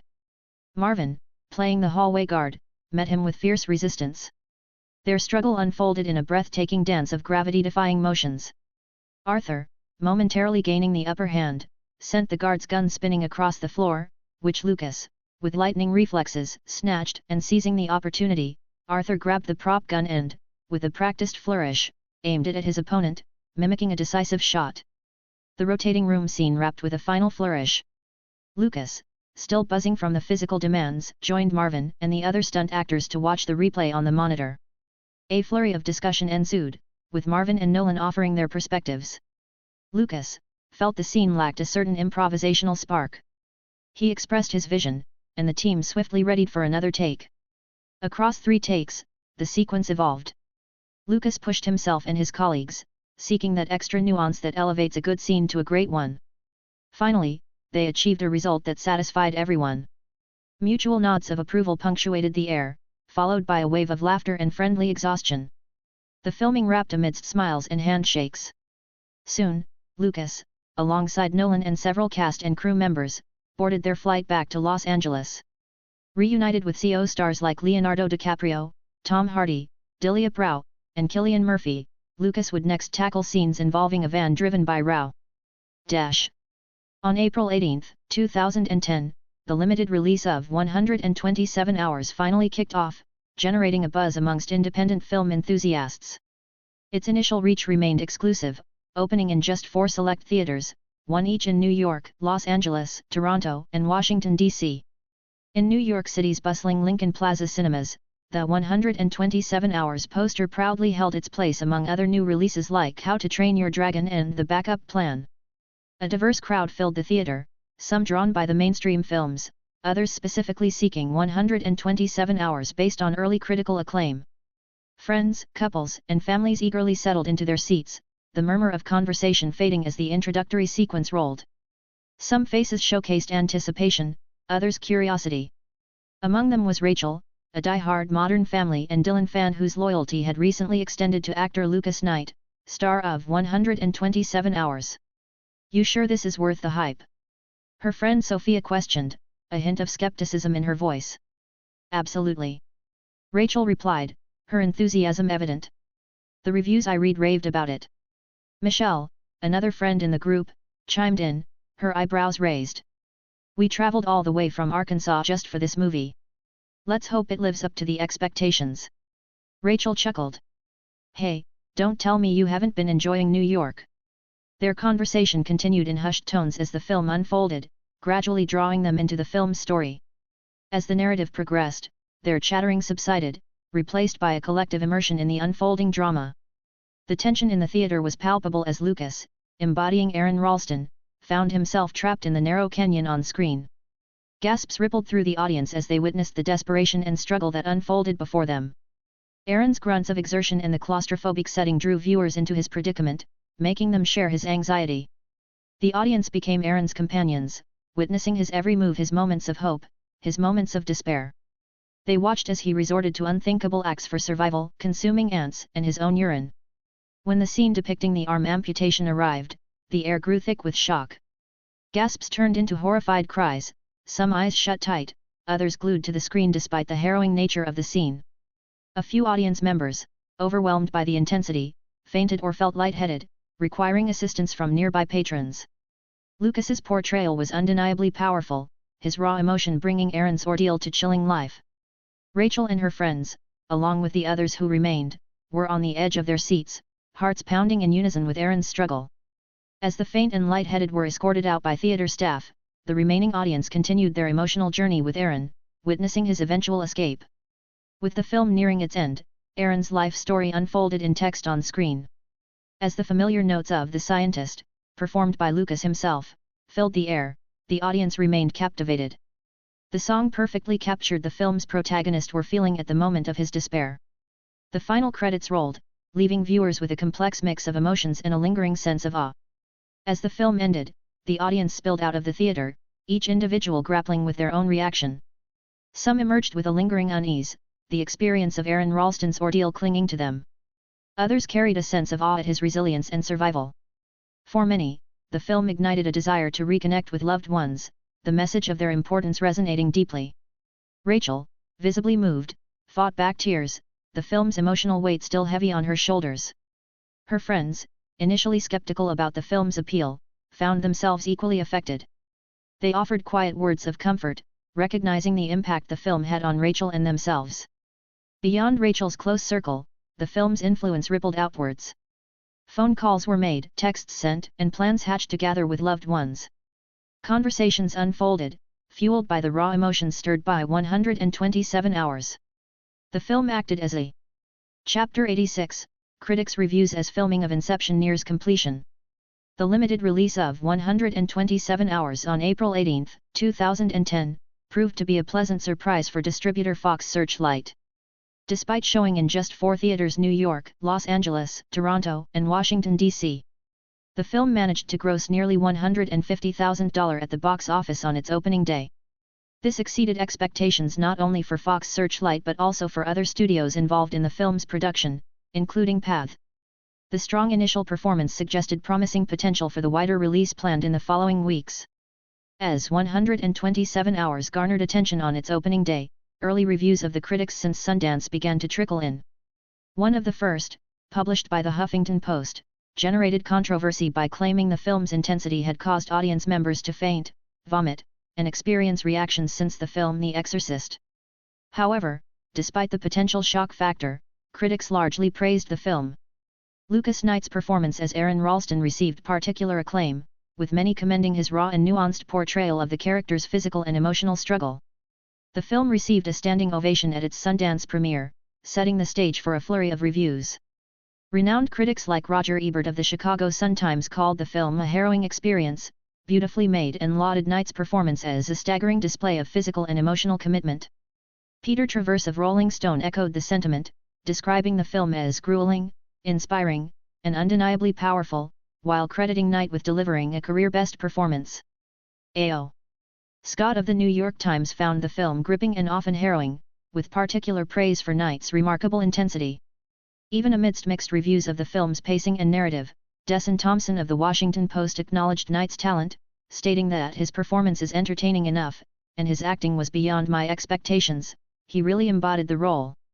While Knight's performance garnered significant praise, the film itself received mixed reviews. Some critics, such as Thompson, found the narrative lacking, despite acknowledging Knight's contribution. Therefore, it's crucial to consider the broader critical landscape when discussing the film's reception. Also, several reviews, including Thompson's, mentioned the possibility of an Oscar nomination for Knight, highlighting the impact of his performance. This early buzz solidified Knight's status as a breakout talent and fueled anticipation for the film's wider release. The limited release of 127 hours continued to impress beyond its surprising opening day performance. On Thursday, its second day in theaters, the film's box office jumped to around $207,000, exceeding expectations and surprising production and distribution studios. Despite an expansion to only 7 theaters on the second day, the film maintained its strong momentum. This success prompted Fox Searchlight to embrace the unexpected demand and take a calculated risk by expanding the film's limited release more aggressively than initially planned. Meanwhile, another intriguing phenomenon emerged. Audiences who watched 127 hours on its second day were captivated by a particular song featured in the film's ending credits. However, their online search for the song, titled The Scientist, by Lucas Knight, yielded no results. This lack of availability online spurred some viewers to take matters into their own hands. Motivated by their enjoyment of the song and the lack of online access, they returned to theaters specifically to record the song during the film's credits. These developments highlighted the early buzz surrounding 127 Hours. The strong box office performance hinted at potential wider success, while the audience's interest in an unreleased song fueled curiosity and anticipation. The warehouse in Los Angeles buzzed with the controlled chaos of filming Inception. As cameras rolled, the scene unfolded. Delia Brow as Yusuf and Tom Hardy as Eames hauled Cillian Murphy as Fisher from a cab, rushing him inside. Leonardo DiCaprio as Cobb leapt from the sedan, his face contorted with anger. He stormed towards Lucas as Arthur, who is with injured Sato played by Ken Watanabe. Arthur! Arthur! What? The Cobb's voice cracked with a mix of anger and concern. Oh Christ! Is he dying? Cobb's panic was evident, despite his attempt to remain composed. Arthur, seemingly unfazed by Cobb's outburst, simply replied, I don't know. What happened back there? Where were you? We were blocked by a freight train. Cobb spat, his frustration palpable. Arthur shifted his gaze to Ellen Page, portraying Adrienne. Why would you put a train crossing in the middle of a downtown intersection? He questioned, his tone laced with confusion. I didn't, Adrienne firmly denied. The tension thickened as Cobb whipped around to face Arthur, his eyes blazing with fury. Why were we all ambushed, Arthur? Those weren't regular projections, they'd been trained. How could they know? Adrienne interjected, her voice laced with concern. Fisher's subconscious is militarized, Arthur explained calmly. He had an extractor train his mind to defend itself. It should have shown up in the research. Cobb's voice rose, interrupting Arthur mid-sentence. So why the hell didn't it? Arthur maintained his composure, his gaze unwavering. Calm down, Cobb. Cobb jabbed a finger towards Arthur, his face flushed with anger. Don't tell me to calm down, you were meant to check Fisher's background thoroughly. You can't make this kind of mistake, we're not prepared for this kind of violence. Arthur, despite the escalating tension, held his ground. Cobb, we've dealt with sub-security before. We just have to be more. Cobb's voice boomed, drowning out Arthur. This wasn't part of the plan, Arthur. Look at him. He gestured towards Sato, whose condition seemed critical. Cobb exclaimed, he's dying. Eames' voice cut through the tension, a cold suggestion hanging in the air. So we put him out of his misery. He drew his gun, the weight of the decision heavy in his hand. Cobb's response was immediate, a sharp negation. No. His voice was firm, leaving no room for debate. Eames argued, his tone laced with frustration. He's in agony, Cobb. Let's wake him up. Cobb grabbed Eames' arm, his eyes burning with a mix of grief and determination. No. He repeated, his voice lower now, but no less urgent. It won't wake him up. Their gazes locked, a silent battle of wills unfolding. Eames blinked, confusion creeping into his expression. What do you mean, it won't wake him up? When you die in a dream, you wake up. Yusuf's voice interjected, calm but grave. Not from this. We're too heavily sedated to wake up that way. Eames' eyes darted between the Cobb and Yusuf, the weight of their words settling in. So what happens if one of us dies? He asked, his voice barely above a whisper. Cobb's answer was a single, ominous word. Limbo. Adrienne, her face pale, echoed the question. Limbo. Arthur chimed in, his tone clinical but not uncaring. Unconstructed dream space. Adrienne's voice trembled slightly. What's down there? Arthur explained, his gaze distant. Raw, infinite subconscious. Nothing there but what was left behind by anyone on the team who's been trapped there before. On this team. He paused, his eyes meeting Cobb's for a fleeting moment, just Cobb. The scene continued, the actors delivering their lines with intensity and nuance, capturing the gravity of the situation. The camera focused on each character's reaction, conveying their fear, confusion, and determination. While the scene does showcase Cobb's frustration directed at Arthur, it avoids portraying him as simply unreasonably angry. Instead, it highlights the pressure and responsibility he carries as the dream architect, leading a team into potentially perilous territory. Arthur's calmness, despite the revelation of the risks, reflects his experience and composure under pressure. Chapter 87, Fix You. Los Angeles, Warner Brothers. Studio HQ. Today's rehearsal focused on the film's climactic ending, a scene that would encapsulate the emotional weight of the entire journey. Director Christopher Nolan joined the discussion, eager to ensure every detail resonated. Filming in the harsh blizzard and snowy landscapes had wrapped up, leaving the final act to unfold in a quieter, yet equally suspenseful, setting. The characters would be waiting, their faces etched with uncertainty, hoping for Cobb's return and Sato's survival. Lucas, embodying Arthur, didn't require extensive acting during these scenes. His stoic demeanor and composed presence were already ingrained in the character. However, even his subtle reactions held significance, and Nolan ensured they aligned with the intended narrative. As the cast and director debated the intricacies of the film's ending, Lucas listened intently.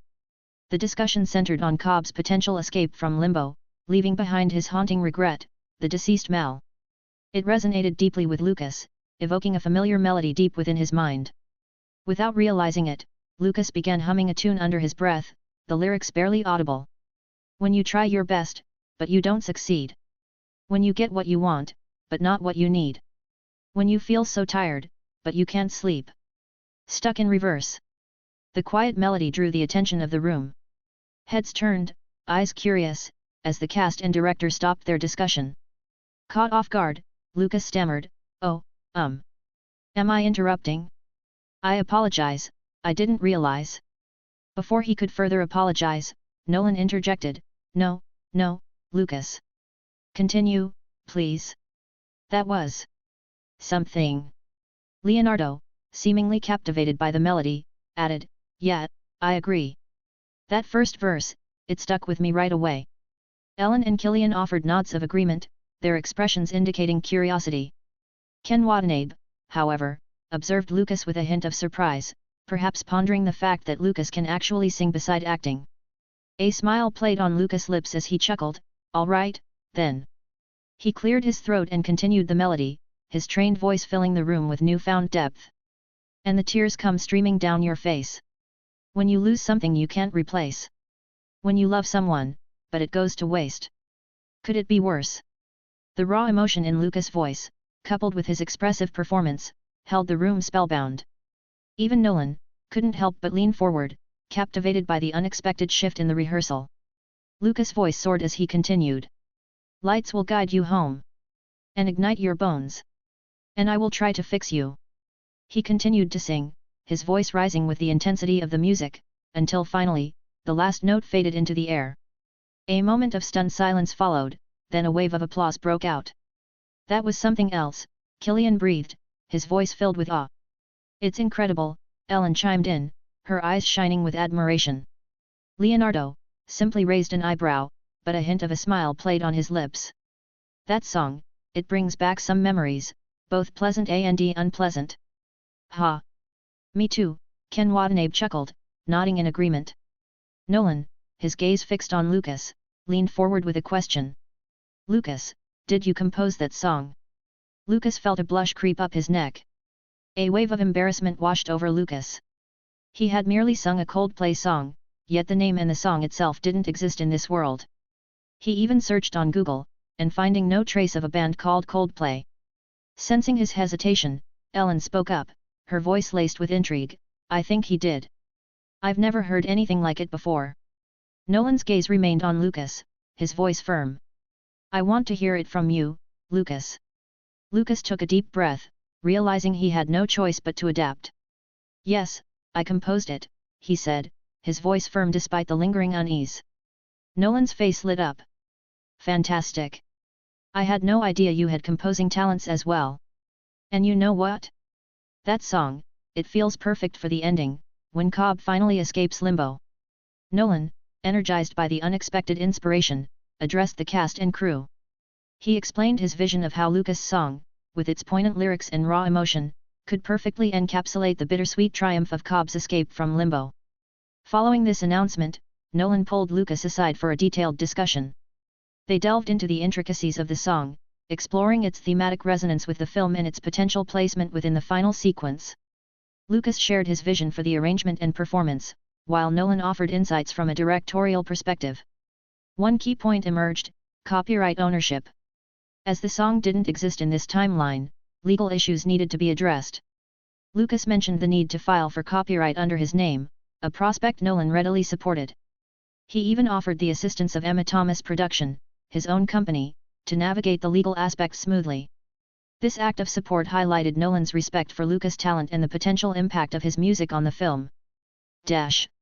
While Lucas busied himself in the intense filming of Inception and recording the emotional song for its finale, his friend Paul ventured out to the cinema for a different purpose. He was there to support Chris Evans in his film The Loser, a film where Lucas' friend, Paul, had a major role. Unfortunately, despite their best efforts, The Loser hadn't garnered the box office success they had hoped for. As Paul entered the theater with his friends, his gaze snagged on a film poster. It wasn't The Loser, but rather 127 Hours, a stark thriller starring an actor with an uncanny resemblance to Lucas. Hair and eye color differed, but the facial structure held an undeniable similarity. It triggered a memory, Lucas's debut film. Thinking of watching that one? One friend asked, noticing Paul's fixated stare. Heard it's doing well, chimed in another, Christian. Apparently, the actor's acting's so intense, some viewers faint or get lightheaded. Paul chuckled, proud of his friend's accomplishment. Sounds like something I need to see then. Chapter 88, Encounter. Stepping into the darkened Lincoln Plaza cinemas, Paul's anticipation crackled like the popcorn machine warming up in the lobby. He wasn't just watching a movie, he was about to experience the debut film of his roommate and friend, Lucas, titled 127 Hours. As he shared this tidbit with his friends, a wave of surprise washed over them. The rugged, determined character they'd seen in trailers, defying the harsh desert environment, was Paul's young friend named Lucas? It was a jarring contrast, yet one that piqued their curiosity even further. The film began, and Paul found himself drawn into the story immediately. The rawness of the narrative, the stark beauty of the landscape, and Lucas' captivating performance transported them all. As the film progressed, a sense of quiet awe settled over the group. The amputation scene, a pivotal moment in the film, arrived with a palpable tension. Paul just knew that some viewers had fainted or felt lightheaded during this scene. He braced himself, expecting the graphic visuals to be the trigger. However, what he perceived was different. Lucas' portrayal wasn't solely about the physical act, it was a deep dive into the emotional turmoil and resilience of his character. The scene, while intense, resonated with a raw honesty that superseded mere gore. Paul and his friends, as fellow actors, were left speechless, not by the blood, but by the sheer power of Lucas' performance. As the credits rolled and ending song faded, a stunned silence filled the theater. Paul glanced at his friends, their faces edged with a mix of admiration and envy. Paul and his friends exchanged stunned glances. The film, 127 Hours, had left a profound impact, not just for its gripping story but also for the revelation of Lucas's hidden talents. The song, with its raw emotion and powerful lyrics, resonated deeply. The realization that Lucas had not only acted in the film but also composed the music added another layer of awe to Paul, who thought to know Lucas very well. Besides Paul, the other friends of Lucas, which is Liza, Leonard, and Samantha, also found themselves drawn to the theater to support Lucas' debut film. Just like Paul, they were captivated by the film. Lucas's portrayal of the protagonist held them spellbound, his raw intensity and emotional depth leaving them speechless. Meanwhile, in the bustling Los Angeles, Lucas followed Nolan through the gleaming hallways of Warner Brothers. HQ. Lucas was still unaware of the impact his debut film was having, his mind focused on the upcoming recording session for the song Fix You. Nolan, having secured the studio's prestigious recording facilities, was guiding him towards the designated space. Suddenly, Nolan came to a halt. He greeted a man approaching them, a middle-aged figure with striking black hair and piercing blue eyes. As Lucas turned to follow Nolan's gaze, a strange sense of familiarity washed over him. The man, whose conversation with Nolan had just concluded, turned sharply towards Lucas. His eyes widened in surprise, and a single word escaped his lips. Lucas. The abruptness of his address startled not only Lucas but also Nolan, who exchanged a confused glance with his young companion. "Oh, Vince, you know Lucas?" he inquired. Hearing the name Vince spoken aloud, a tremor of recognition shot through Lucas. The middle-aged man's features, which had already triggered a sense of familiarity, suddenly clicked into place. Vince's next words seemed to solidify his suspicion. He smiled, a hint of curiosity breaking through the initial astonishment. "Of course I know him, Christopher," he said, using Nolan's first name. "Lucas is my son, after all." Nolan, while composed, managed a surprised chuckle. "Well, this is certainly interesting, he remarked, his gaze flitting between Lucas and Vince. I didn't expect Lucas to be your son, Vince. The name Lucas Knight had been a minor detail to Nolan, but now, with Vince's words echoing in the hallway, it resonated with a new significance. Lucas's family name, Knight, perfectly matched Vince's. Meanwhile, Vince studied Lucas with a curiosity etched on his face. His brow furrowed slightly as he asked, "What are you doing here, Lucas?" The question, seemingly innocent, triggered a wave of apprehension within Lucas. He knew, from the fragmented memories he'd inherited and from the previous owner's diary, that the original Lucas and his father had a strained relationship. How should he respond? Seeing the hesitation flicker across Lucas's face, Nolan stepped in smoothly. "Lucas is actually involved in my current film project, Vince," he explained, offering a friendly smile. "He's one of the talented actors you'll see on screen soon." Vince's surprise was evident. He stroked his chin thoughtfully, his gaze lingering on Lucas. "An actor, hey?" he murmured. "Interesting.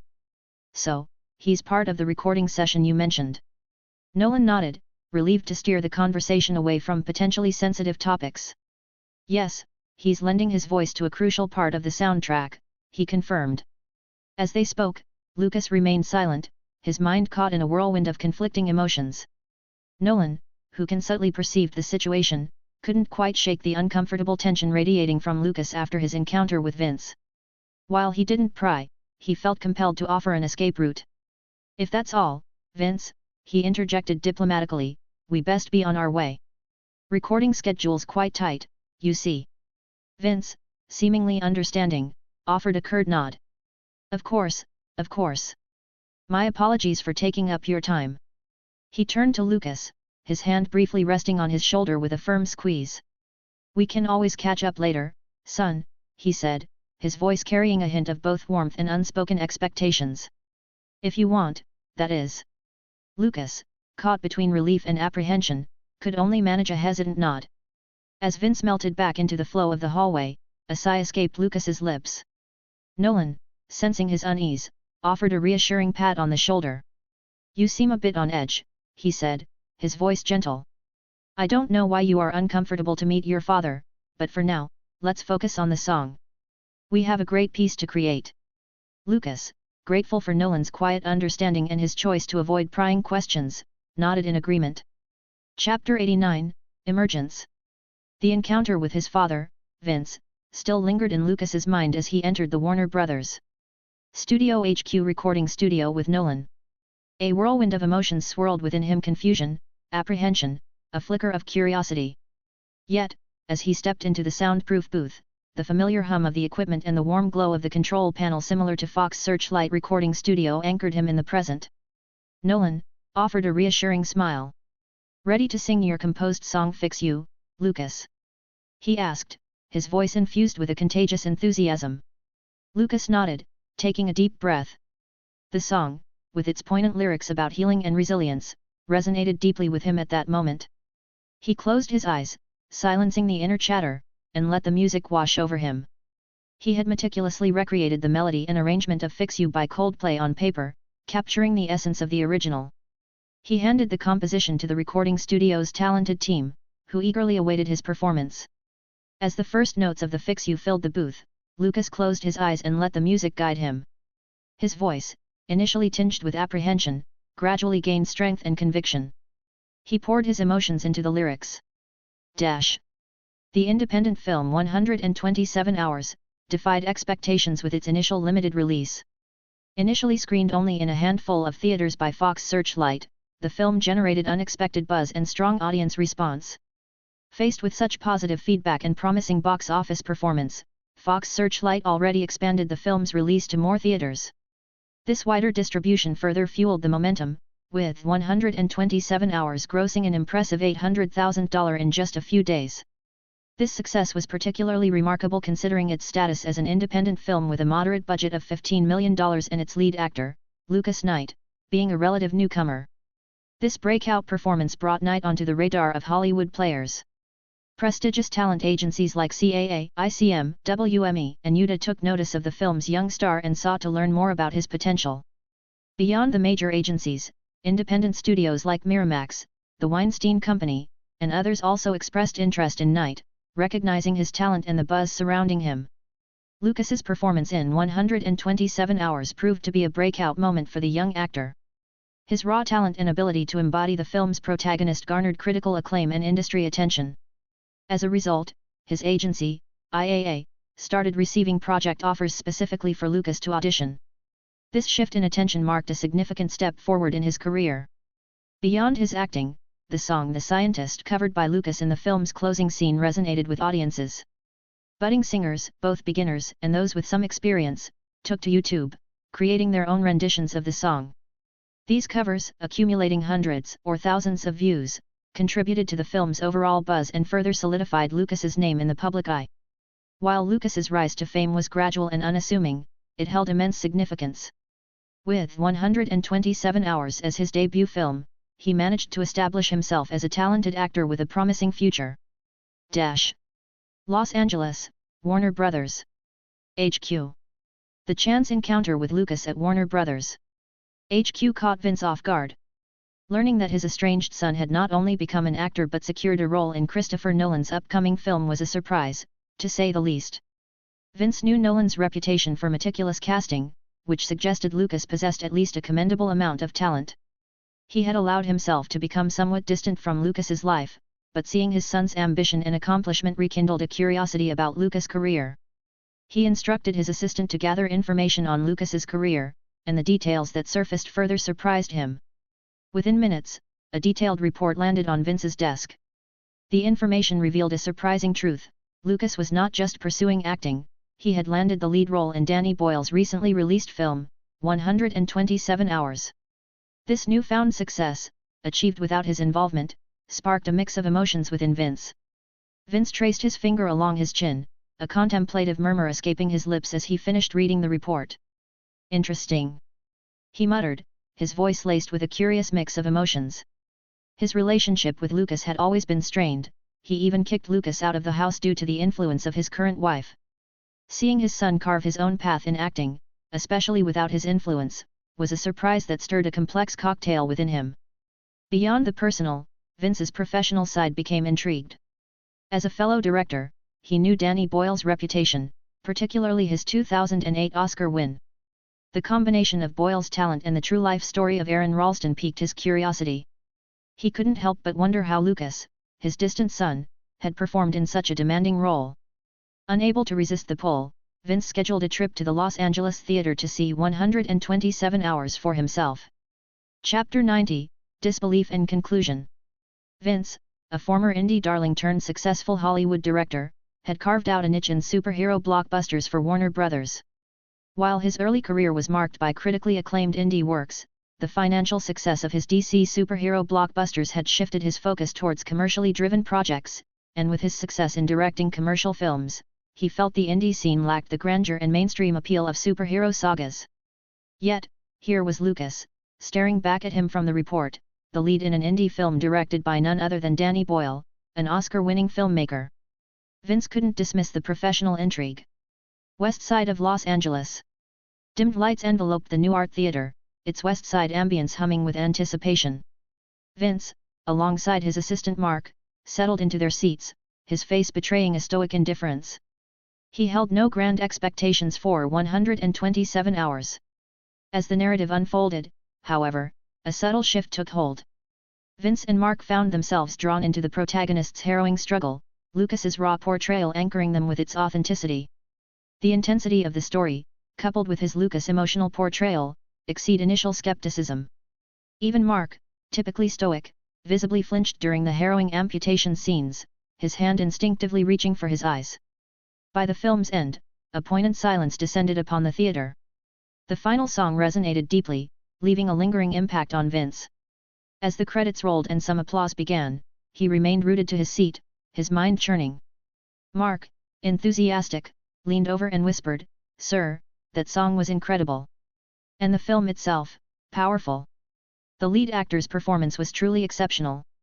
Vince remained silent, a storm of emotions brewing beneath his composed exterior. The young actor Mark praised, the one who embodied the film's protagonist with such depth and grit, was none other than his son, after all. An information he hadn't yet shared with his current assistant.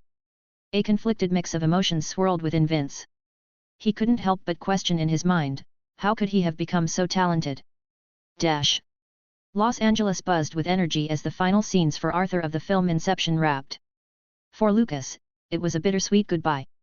He had poured his heart and soul into the project, and now it was time to move on. Hugs and well wishes flowed freely among the cast and crew. Ellen, his co-star, offered an hug and then saying, "See you again, Lucas." Leonardo followed suit, playfully patting Lucas' shoulder, "If you need anything, you have my number," he winked. Lucas chuckled, "I don't have your number, Nardo." Leonardo feigned offense, "Just teasing, kid. Don't call me Nardo, though. It doesn't have a nice ring to it." The goodbyes continued with Ken Watanabe and Tom Hardy. "Bye," Tom said with a curt nod, a hint of a smile playing on his lips. "Just that," Lucas countered, amusement lacing his voice. "No heartfelt farewells as if we'll never meet again." Tom's eyebrows shot up. "What do you want, Shakespearean sonnets? We'll see each other at the premiere, won't we?" Lucas laughed, playfully pushing him. All right. Go on, shoo." Ken stepped forward, his voice warm. "Well, until we meet again." Finally, Lucas's gaze met Nolan's. A firm handshake and a reassuring smile exchanged. "See you at the premiere," Nolan said. Lucas nodded, a wave of gratitude washing over him. He had delivered, exceeding expectations and earning the respect of his colleagues. Yet, a part of him already missed the camaraderie, the shared laughter, the intensity of rehearsing together. With a wave and a final smile to the crew, Lucas walked away, leaving behind the controlled chaos of the set. The rest of the cast returned to filming, tackling improvised scenes. Lucas, however, wasn't needed. His work was done. Stepping away from the project brought a sense of accomplishment, but also a pang of loss. Memories of his interactions with the renowned cast Leonardo DiCaprio, Ken Watanabe, Tom Hardy, Cillian Murphy flooded back. The constant presence of paparazzi added another layer to the experience. While the established stars like Leonardo and others were magnets for attention, Lucas often found himself overlooked by the flashing cameras. Perhaps his fresh face, still unfamiliar to the public, made him less of a target. Tight security measures were in place, particularly for scenes filmed in public spaces. The urgency to capture these shots before paparazzi descended added a unique pressure to the filming process. Despite the occasional inconvenience, Lucas truly cherished his time with the cast. The established stars, despite their fame, were surprisingly approachable and friendly. Walking away from the Warner Brothers building, Lucas couldn't help but chuckle at the memory of the paparazzi swarms engulfing the Inception casts. "Lucky I'm not that famous yet," he mused to himself, a hint of amusement in his voice. Little did he know, his anonymity was about to change. As he hailed a taxi, a journalist from TMZ, Sean Borg, spotted him. Recognizing Lucas from his breakout role in Modern Family and the buzz surrounding his debut film 127 Hours, Sean saw a potential scoop. Without Lucas's knowledge, Sean snapped a picture. As the taxi pulled away, Sean, adrenaline pumping, jumped into his own car and discreetly followed. Lucas Knight. Modern Family, The Perfect Guy, and 127 Hours lead. Jackpot! He thought, excitement coursing through him. Meanwhile, Lucas, oblivious to the chase, settled into the taxi. Lucas sank back into the taxi seat, the city lights blurring past his window. He was heading back to his hotel, a brief respite before rejoining the Modern Family set. As the taxi hummed along, Lucas pulled out his phone, his mind shifting gears. He checked his Bitcoin investments. As his career trajectory rose humbly, Lucas couldn't help but acknowledge the growing complexities of managing his life. He saw firsthand the benefits of having a manager while observing the casts on Inception. They seemed to move with an ease he envied, their careers expertly shepherded by experienced guides. This realization prompted Lucas to reach out to his agent, Vincent Smith. He explained his growing need for someone dedicated to handling the logistical burdens, contracts, negotiations, and especially the scheduling that were increasingly sapping his creative energy. He wasn't seeking a complete abdication of control, but rather a partner who could handle the day-to-day burdens while keeping him informed and involved in major decisions. Chapter 91, Paparazzo. Stepping out of the taxi, Lucas brushed the crisp night air off his shoulders. An unexplainable prickling sensation crawled up his neck, prompting him to glance over his shoulder. Nothing out of the ordinary, just the bustling cityscape and the neon glow of distant signs. He dismissed it as fatigue from the long flight and continued towards the hotel entrance. Suddenly, a voice cut through the urban soundscape. Lucas Knight. He froze, eyebrows shooting up as he swiveled around. A man, clad in inconspicuous clothing, stood a few feet away, a digital camera aimed squarely at him. The click of the shutter momentarily blinded him before his vision adjusted. This man, with his practiced air and camera at the ready, triggered a familiar memory. Filming Inception in public places had been an onslaught of camera flashes and intrusive questions. The paparazzi's relentless pursuit for Leonardo, Tom Hardy, and the others, their carefully crafted scenes disrupted by the constant barrage. Initially, Lucas found it annoying, but it quickly morphed into amusement. He, after all, remained blissfully unnoticed, able to observe Leonardo and the others being constantly annoyed by the paparazzi. Lucas secretly glowed at them at that time. Though, he wouldn't deny a flicker of annoyance when their takes were interrupted. But to be accosted by a paparazzo now, fresh off filming? The irony wasn't lost on him. Here he was, once the quiet observer of Leonardo and the others' discomfort, and even secretly gloating, now facing the lens of a paparazzo himself. A sigh escaped his lips as he turned to the photographer, extending a hand in greeting. "Is everything all right?" he inquired, his voice devoid of the nervous tremor he imagined would plague him. "Did you need something?" His composure surprised even the photographer, Sean. He'd expected the usual flustered reaction, the attempt to dodge the spotlight, perhaps even nervousness, especially from a relatively unknown actor. Yet, Lucas stood there, calm and collected. This wasn't how other actors or even newcomers typically reacted, Sean mused. What Sean didn't know was that Lucas's days on set, surrounded by the likes of Leonardo DiCaprio, Ken Watanabe, and Tom Hardy and the others, had unwittingly polished his social skills and fostered a newfound confidence. The constant exposure to the celebrity spotlight, once daunting, had become a training ground. He learned to navigate the public eye, his initial awkwardness replaced by a measured ease. Lucas's hand met Sean's in a firm handshake. "Good afternoon, Mr. Knight," the photographer said, his voice laced with a hint of excitement. "Fancy meeting you here in LA. I'm Sean Borg, by the way." Lucas, still processing the unexpected encounter, offered a polite smile. "Pleasure to meet you, Sean." Sean's smile widened. "Did you know," he began, his voice dropping to a conspiratorial whisper, "the box office performance of the film you just starred in?" Lucas raised an eyebrow, intrigued. 127 hours? Haven't had a chance to check.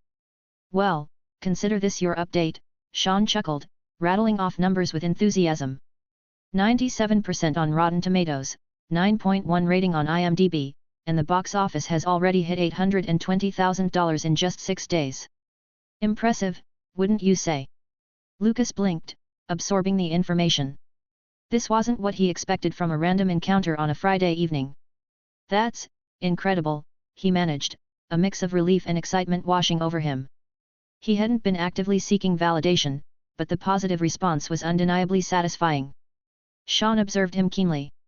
"Seems you're surprised. Not quite aware of your career status, are we?" Lucas laughed sheepishly. "Well, I've been busy filming lately, trying to catch my breath when I can. You kind of popped up just as I was about to." Sean held up a hand, silencing Lucas. "About to relax, I know. But a journalist curiosity won't quit, Mr. Knight. What new project are you working on?" Lucas just smiled. He decided on a playful noncommittal response. "Let's just say you might want to keep an eye out on upcoming releases." Sean grinned, his paparazzi's intuition tingling. "I have a hunch," he added.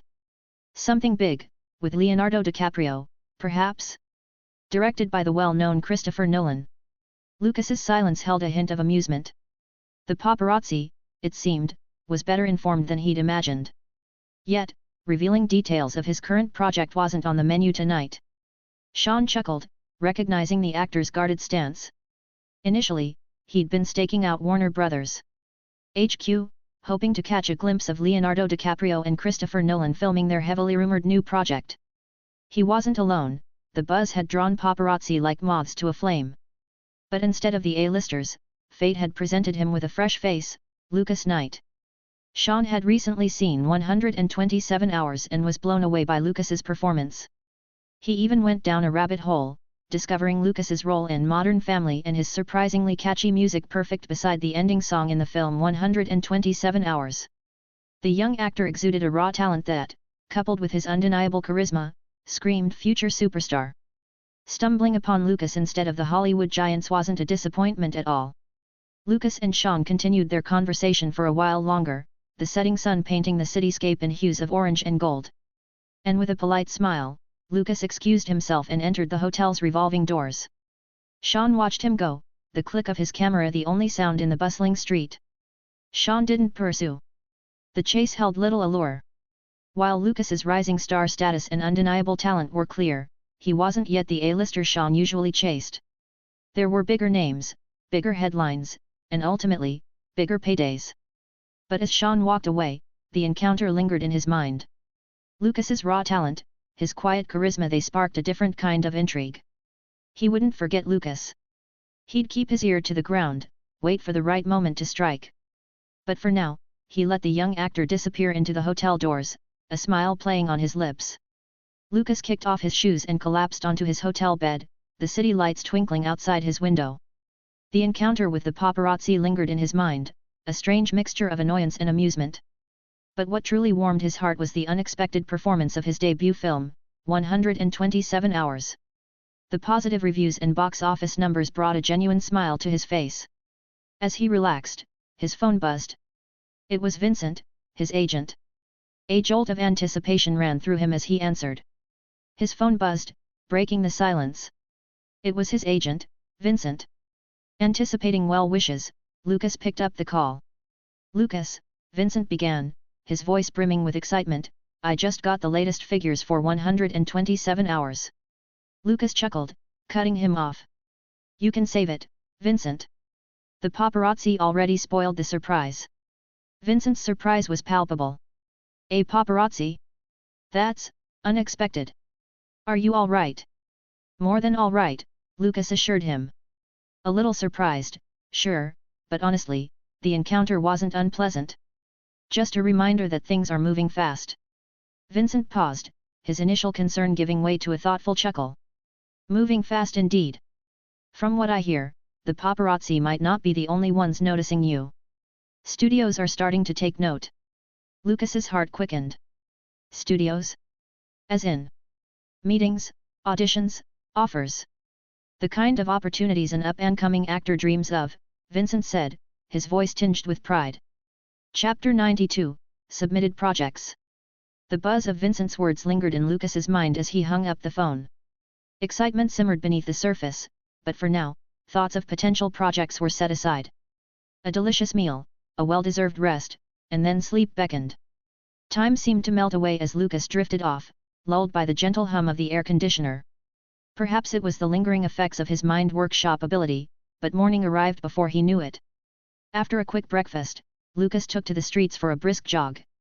The cool air invigorated him, and the early morning sun painted the city in hues of gold and orange. Back in his room, a refreshing shower washed away any remaining sleepiness. With renewed energy, Lucas headed towards the Modern Family set. The familiar faces of the cast and crew greeted him warmly. Ty Burrell, beamed, Lucas. It's been too long.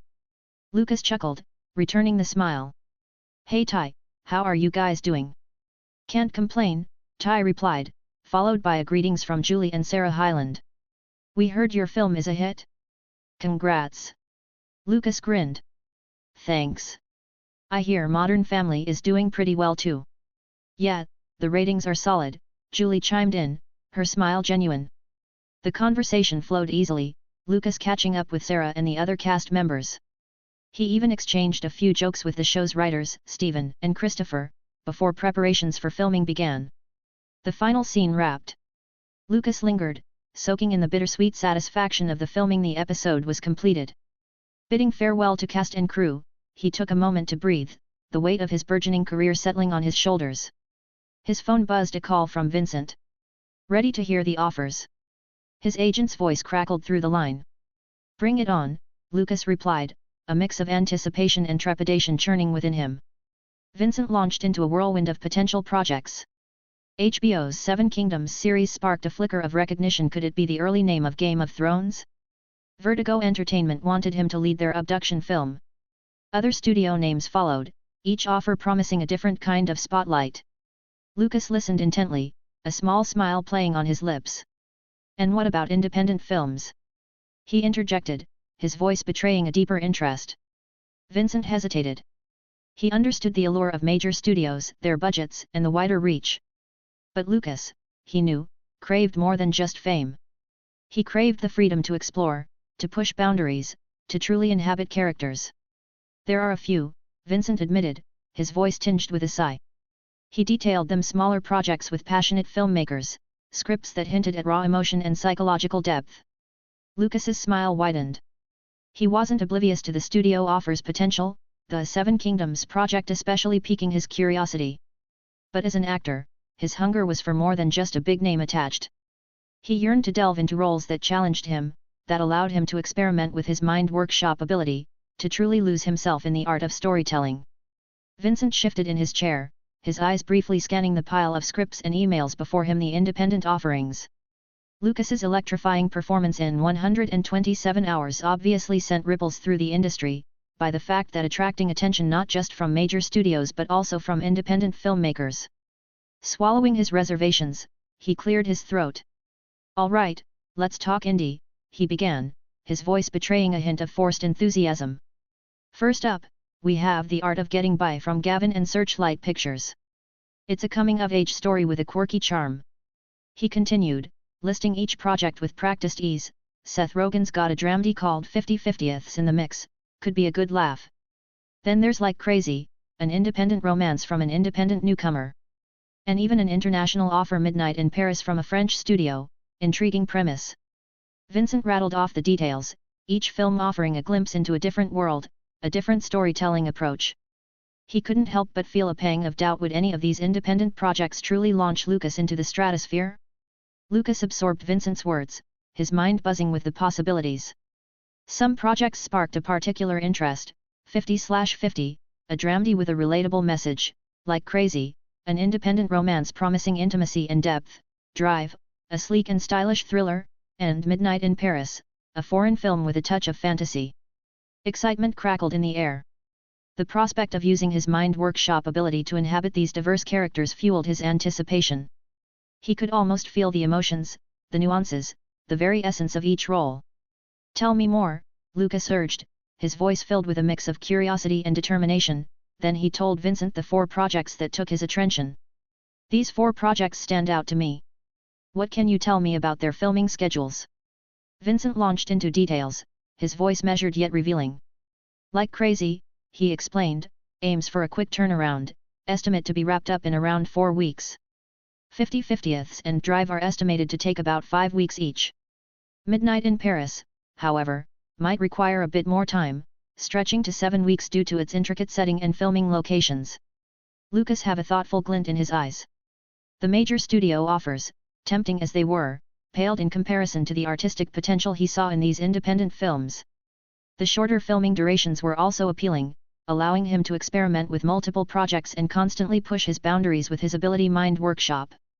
Chapter 93, Back to New York. New York. Fresh off the plane from Los Angeles, Lucas felt a familiar energy pulsate as he stepped back onto the bustling streets of New York. His first stop? Liza's restaurant. He pushed open the door. The place seemed to be thriving, the aroma of spices and sizzling meats wafting through the air. Lucas settled into his usual corner, his eyes scanning the room. There was Leonard, his face flushed with concentration as he took orders. He caught a glimpse of Leonard heading back to the kitchen, then a double take as their eyes met. A grin spread across Leonard's face as he hurried over. "Look who's here." "You're back." Lucas chuckled, returning the smile. "Hey, Leonard. How are you and Liza doing?" "Couldn't be better. But come on, let's go see Liza. She'll be thrilled to see you back." Lucas followed Leonard, stepping into the manager's office. Liza, lost in paperwork, looked up, her eyes widening in surprise. "Lucas? You're back." He nodded, a smile tugging at his lips. "Just landed. How's everything?"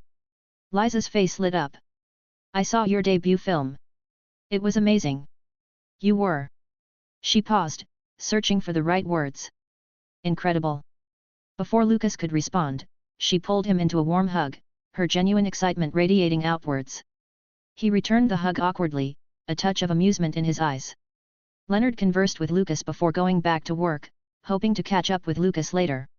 Lucas and Liza talked for a while as minutes melted away, filled with the comforting warmth of friendship and the familiar buzz of the restaurant. Speaking of the film, my friends absolutely loved seeing you in Modern Family. Some of them are huge fans. Surprise flickered across Lucas' face. Really? Liza nodded enthusiastically. They'd be thrilled if you could meet them sometime. Would you be open to it? Lucas' gratitude towards Liza for helping him in the past welled up. Of course. They're your friends, after all. When could we arrange it? Liza's smile widened. If you're free, how about tomorrow?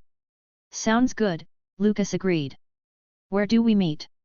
Liza's voice grew softer. Actually, it's at the hospital. Lucas' brows furrowed slightly. The hospital? Why there? Liza took a deep breath. My friends, they're cancer patients, spending time with them, talking, playing games. I volunteer to visit them regularly. Lucas blinked, a mix of confusion and curiosity washing over him. Volunteer? Play? You mean? Liza blushed a light pink. Well, yes. Most of them are children, with a few teenagers. Understanding dawned on Lucas' face. So, your friends are children battling cancer. Liza nodded, a hint of vulnerability in her eyes. Seeing Lucas fall silent, she worried he might change his mind. If you're uncomfortable, it's completely fine. Lucas cut her off, his voice firm. Are you kidding? Of course I'll go. Liza's eyes widened in surprise. Really?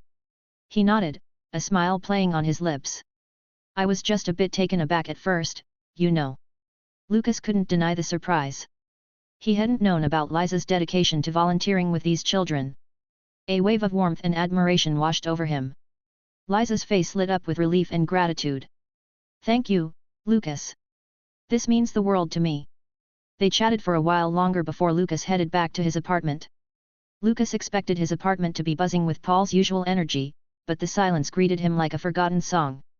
Perhaps Paul was out, networking his way through the industry as original Lucas had described in diaries sometimes. After all, the man had more connections than his casual demeanor suggested. Lucas settled in, booting up his computer. His Bitcoin portfolio, a remnant of his future knowledge, was already flourishing, but the thrill of financial security didn't quell the desire to share it with his friend. A significant chunk of those digital coins would soon find their way to Paul's wallet. The next stop was the familiar IAA building in New York. Vincent, his agent, greeted him with a warm handshake and a genuine smile. After exchanging pleasantries, they settled into Vincent's office, Lucas eager to discuss the script offers waiting for him. Like Crazy, 50/50, Midnight in Paris, Drive, and even the tantalizing prospect of HBO's Seven Kingdoms, the list was diverse and exciting. Lucas began, I'm interested in these 4 films, but scheduling them with. Might be possible, Vincent interjected, a knowing smile playing on his lips. Studios aren't as rigid as you think. The filmmakers behind these projects, impressed by your work in 127 hours, are willing to adjust their schedules for your auditions, even wait for you to confirm. Lucas blinked, surprised. Really? Vincent nodded affirmatively. Your breakout performance seems to have left quite the impression. A mix of emotions washed over Lucas, relief, excitement, and a renewed sense of responsibility. Then the conversations shift about Vincent finding Lucas a manager. While Vincent offered some options from within IAA, he also cautioned Lucas against rushing into a decision. Vincent recognized the potential value of waiting for someone with established Hollywood connections, someone who could navigate the industry's complexities and open new doors for Lucas. Back at his apartment, the 4 scripts Vincent had handed him beckoned. Hours melted away as Lucas delved into each story. Like Crazy impressed him with its raw honesty, its departure from the sugary clichés that often dominated rom-coms. The film's promise of a realistic portrayal of love's challenges resonated deeply. Next, Drive challenged his expectations. Unlike the adrenaline-fueled frenzy of Fast and Furious, this script hinted at a deeper exploration, a story where car chases served a character-driven narrative. The intrigue was undeniable. Then came the French studio offer, Midnight in Paris. Lucas was enthralled by its premise, but a nagging doubt gnawed at him about the ending. Still, the script sparked his imagination, leaving him wanting more. Finally, 50/50ths tackled the sensitive topic of cancer survival. The script offered a unique perspective, a character named Adam undergoing the emotional journey of a cancer patient. Lucas found himself drawn to the role, wondering how he would embody Adam's vulnerability and strength in the mind workshop. The mention of cancer triggered a memory. He thought of Liza, his friend and former boss, and her dedication to volunteering with children battling the disease. Lucas closed the final script. The possibilities ahead seemed endless, and he was determined to navigate them with both ambition and compassion. Chapter 94, Volunteering. The early morning sun cast a soft glow on the bustling entrance of the Charity and Public Hospital, Bellevue Hospital Center as Lucas arrived on a Sunday. He spotted Liza sitting patiently on a public bench, her face edged with quiet concern. A warm smile lit up her features as she caught sight of him, and she gave him a gentle wave. Their conversation flowed easily as they entered the hospital together. The receptionist, a woman with kind eyes and a familiar smile for Liza, greeted them warmly. As she turned to Lucas, a flicker of confusion crossed her face. Liza, sensing the shift, quickly stepped in. "He's here to also volunteer visit the patients today with me," she explained. Understanding dawned on the receptionist's face as she gestured them onwards. Walking down the brightly lit hallway, Lucas couldn't help but be drawn to the sounds of laughter and chatter echoing from a nearby room. Inside, a group of children and teenagers buzzed with activity, some huddled around a colorful board game, others absorbed in their handheld consoles. Liza's vibrant greeting sent a ripple through the room, turning heads and bringing smiles to faces. A young boy, barely 6 years old and sporting a bonnet, surprised Lucas by launching himself towards Liza in a joyful embrace. The other children followed suit, showering her with affection, while the teenagers offered shy grins of acknowledgement. The warmth from the scene washed over Lucas, tinged with amusement as he noticed the teenagers clutching handheld consoles. As the children and teenagers turned their attention to him, he saw recognition flicker in several eyes. A young boy named Jonathan, barely containing his excitement, blurted out, "Hey, aren't you Dylan?" "No way, Jonathan," Nicole, an 8-year-old with bright pigtails, chimed in, shaking her head. "He just looks like him. Dylan wouldn't be here." Undeterred, Jonathan marched towards Lucas, his brown eyes shining. "I know it's you, big brother Dylan. Come on, chase big sister Haley." The children swarmed around Lucas, their boisterous energy both infectious and overwhelming. Liza observed the scene with a knowing smile, amusement dancing in her eyes. "Big sister Haley's a meanie," piped up another boy, James. "She dumped you." "Yeah, beg her again to take you back, big bro." Ryan, the little comedian, added with a mischievous grin. Lucas felt a wave of unexpectedness wash over him. This situation wasn't expected by him at all. Marion, a lanky teenage girl with a purple streak in her hair, stepped forward. "Guys, leave him alone. Modern Family is just a show. He's not really Dylan." Jonas, the quiet teenager with headphones perpetually perched around his neck, nodded in agreement. "Yeah, he's just the actor who played him." The younger children, initially resistant, started mumbling amongst themselves. A few, perhaps the more mature ones, seemed to accept this explanation.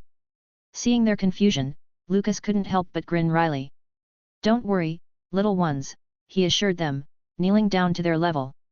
"Big brother Dylan and big sister Haley will figure things out. Just trust me." His words sparked a chorus of excited chirps. "Really? Yay! We get to see big brother Dylan again in Modern Family." Liza burst into laughter at their enthusiasm, the sound echoing down the hallway. Even the stoic teenagers cracked smiles, unable to resist the children's infectious joy. Time seemed to melt away as Lucas interacted with the children. Their initial shock and excitement gradually morphed into a comfortableness with Lucas' company. Liza watched with a smile, while Lucas can see a hint of playful jealousy in Liza's eyes teasing him eyes as the kids clung to him, vying for his attention. "Big bro Lucas," piped up a tiny voice, "can you sing us Perfect? Like in the show?" Lucas chuckled, ruffling the child's hair. "All right, little one. Why not?" His agreement ignited cheers from the group, even drawing curious glances from the teenagers. As Lucas's voice filled the room, a nurse rounding the corner stopped dead in her tracks, ears perked. The melody was unmistakable, and the singer, could it be? Hesitantly, she approached, recognition dawning on her face. There was no doubt about it, it was Lucas, the actor who played Dylan in Modern Family. A mixture of surprise and delight flushed her cheeks. When the last note faded, the room erupted in applause. Liza clapped enthusiastically, her eyes sparkling. But the children weren't finished. Their imaginations buzzing, they turned their eager gazes towards both adults. Is Big Sis Liza your new girlfriend after Big Sis Haley, Big Bro Lucas? One child blurted out, sparking a chorus of giggles. A blush crept up Liza's cheeks as she playfully swatted the child's arm. Lucas let out a hearty laugh hearing the children's curious questions, joining in the light-hearted exchange. He just played along and playfully draped his arm over Liza's shoulder, eliciting a flustered yet amused smile from her. The children cheered, their innocent joy filling the air. The goodbyes felt heavy in the air as Lucas and Liza prepared to leave the room. Laughter and chatter dimmed, replaced by a quiet understanding of unspoken goodbyes. Lucas felt a pang in his chest as he saw the children's previously joyous expressions soften slightly. Liza assured them of her return, promising with a warm smile, "I'll see you all again soon, okay?" Several voices piped up, "Will you bring big brother Lucas too?" Liza, unable to speak for him, looked at Lucas with a question in her gaze. He met her eyes, a silent understanding passing between them. "I'll come again," he declared, his voice firm yet gentle. A collective gasp of excitement filled the room. "Really?" Nicole chimed in, her eyes wide with anticipation. Lucas nodded, his smile spreading wider. "Really?" The children surged forward, their voices overlapping in a flurry of requests. "Pinky promise. Swear on a pinky promise." Lucas couldn't help but chuckle at their enthusiasm. He held out his pinky, linking it with theirs one by one. "Pinky promise," he confirmed, "I'll come back as soon as I have some free time." "Free time? When's that, big bro?" Jonathan asked, his brow furrowed in confusion. Lucas smiled, as he promised, "I'll be back for sure. But not too soon, you see, big bro has quite a bit of work to do." A few faces fell, disappointment flickering across them. "Just like my parents," Ryan mumbled, a hint of bitterness in his voice. Other children murmured in agreement, their brief moment of joy tinged with the reality of their situation. Despite the downcast moment, Lucas's promise had left a spark of happiness in their eyes. Stepping outside the hospital, Lucas carried a quiet weight in his heart. Contrary to his expectations, the faces of the children and teenagers he met hadn't been edged with despair. Instead, a spark of hope flickered in their eyes, as vibrant as the colors of the board game they played. Their laughter echoed faintly, a testament to the tenacious spirit that refused to be subdued by illness. Yet, under the surface of that joy, Lucas sensed a depth of understanding.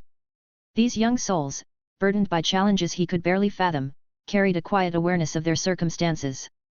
It was a duality that struck him, the resilience that allowed them to play with carefree abandon, and the maturity born from facing their own mortality.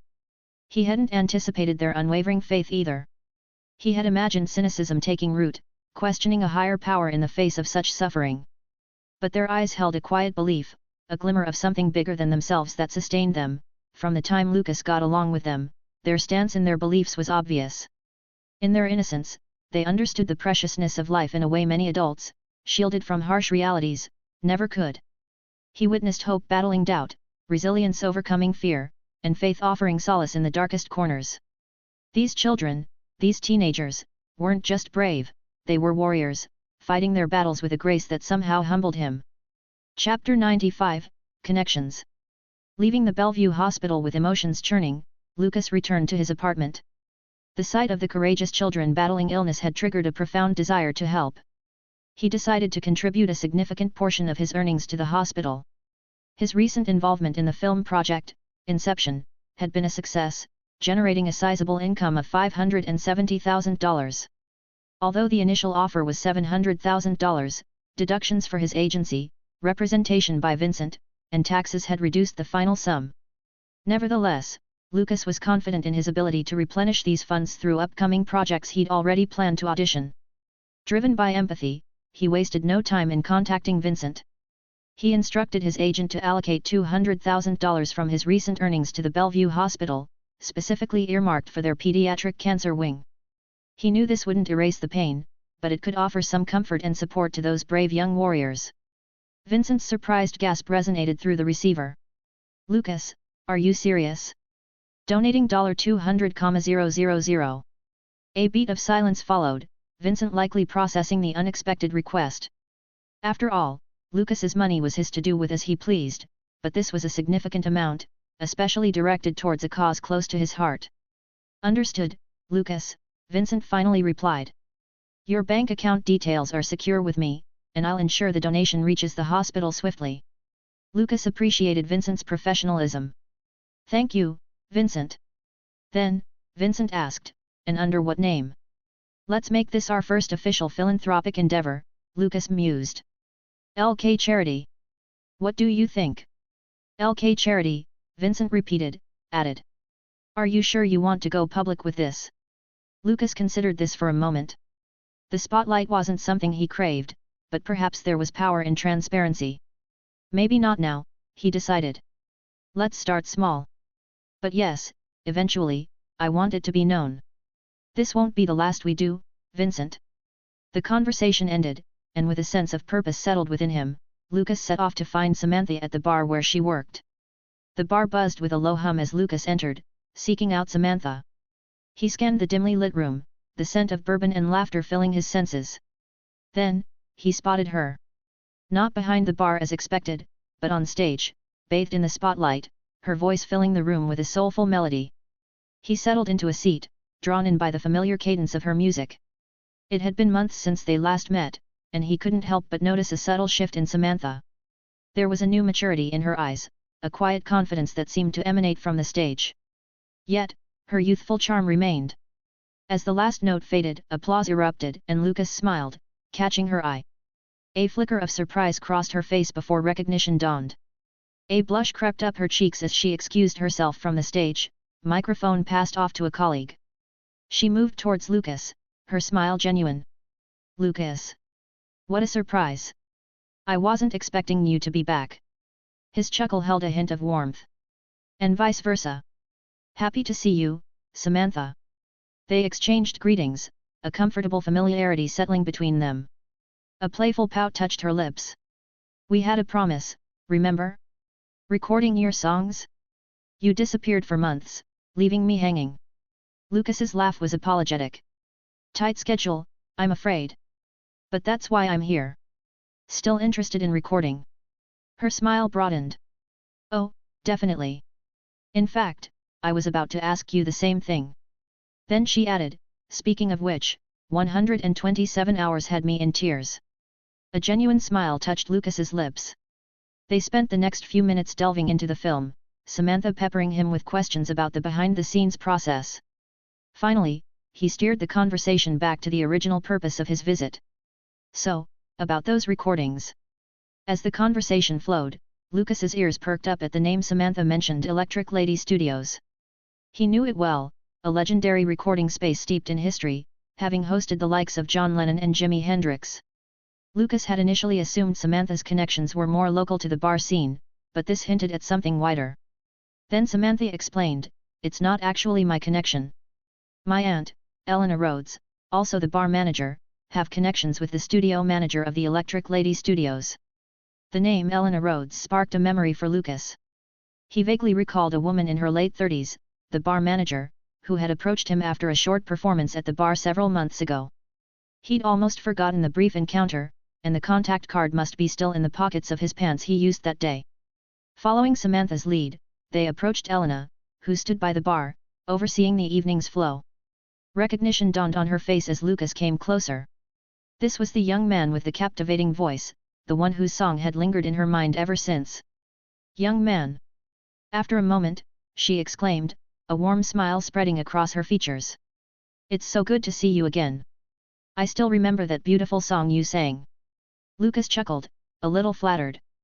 "Thanks, I appreciate that. Actually, Samantha was just telling me about the possibility of recording at Electric Lady." As Lucas, Samantha, and Elena delved into the recording details, a slight hitch arose. "All right," Elena announced, "I'll do my best to reach out to studio manager Lee and get you scheduled." Lucas's face fell slightly. "So, no chance of recording tomorrow?" Samantha echoed his disappointment. Elena chuckled, understanding their eagerness. The Electric Lady is a bustling place, with artists booked days in advance. Even with connections, the best I can do is schedule you in. Lucas understood. Of course, he nodded. It's completely reasonable. The issue is, besides tomorrow, my schedule gets swamped. I might have an upcoming film project that might keep me busy for weeks, maybe even months in filming, depending on the audition results if I'm chosen to film in the project, and even if I'm not chosen, there are other projects I'm actively pursuing. You're auditioning? Projects? Elena was a bit confused. Seeing her aunt's bewilderment, Samantha stepped in. Lucas is an actor, Aunt Elena. Elena's eyes widened in realization. An actor, hey? Interesting. She paused, contemplating. Regardless, I'll still put in a good word with the studio manager. Just keep me updated on your availability by contacting me.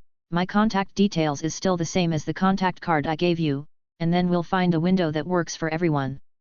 Lucas hesitated, feeling sheepish. Actually, I lost the contact card you gave me months ago. A shared chuckle filled the air. Elena playfully rolled her eyes and handed him another card. Here's another one. This time, try not to misplace it. Lucas accepted the card with a slightly embarrassed smile. Chapter 96, Lucas's new project. New York. The early morning sun painted the bustling streets of New York City with a warm glow as Lucas hurried towards Vincent's office. His mind was alive with anticipation.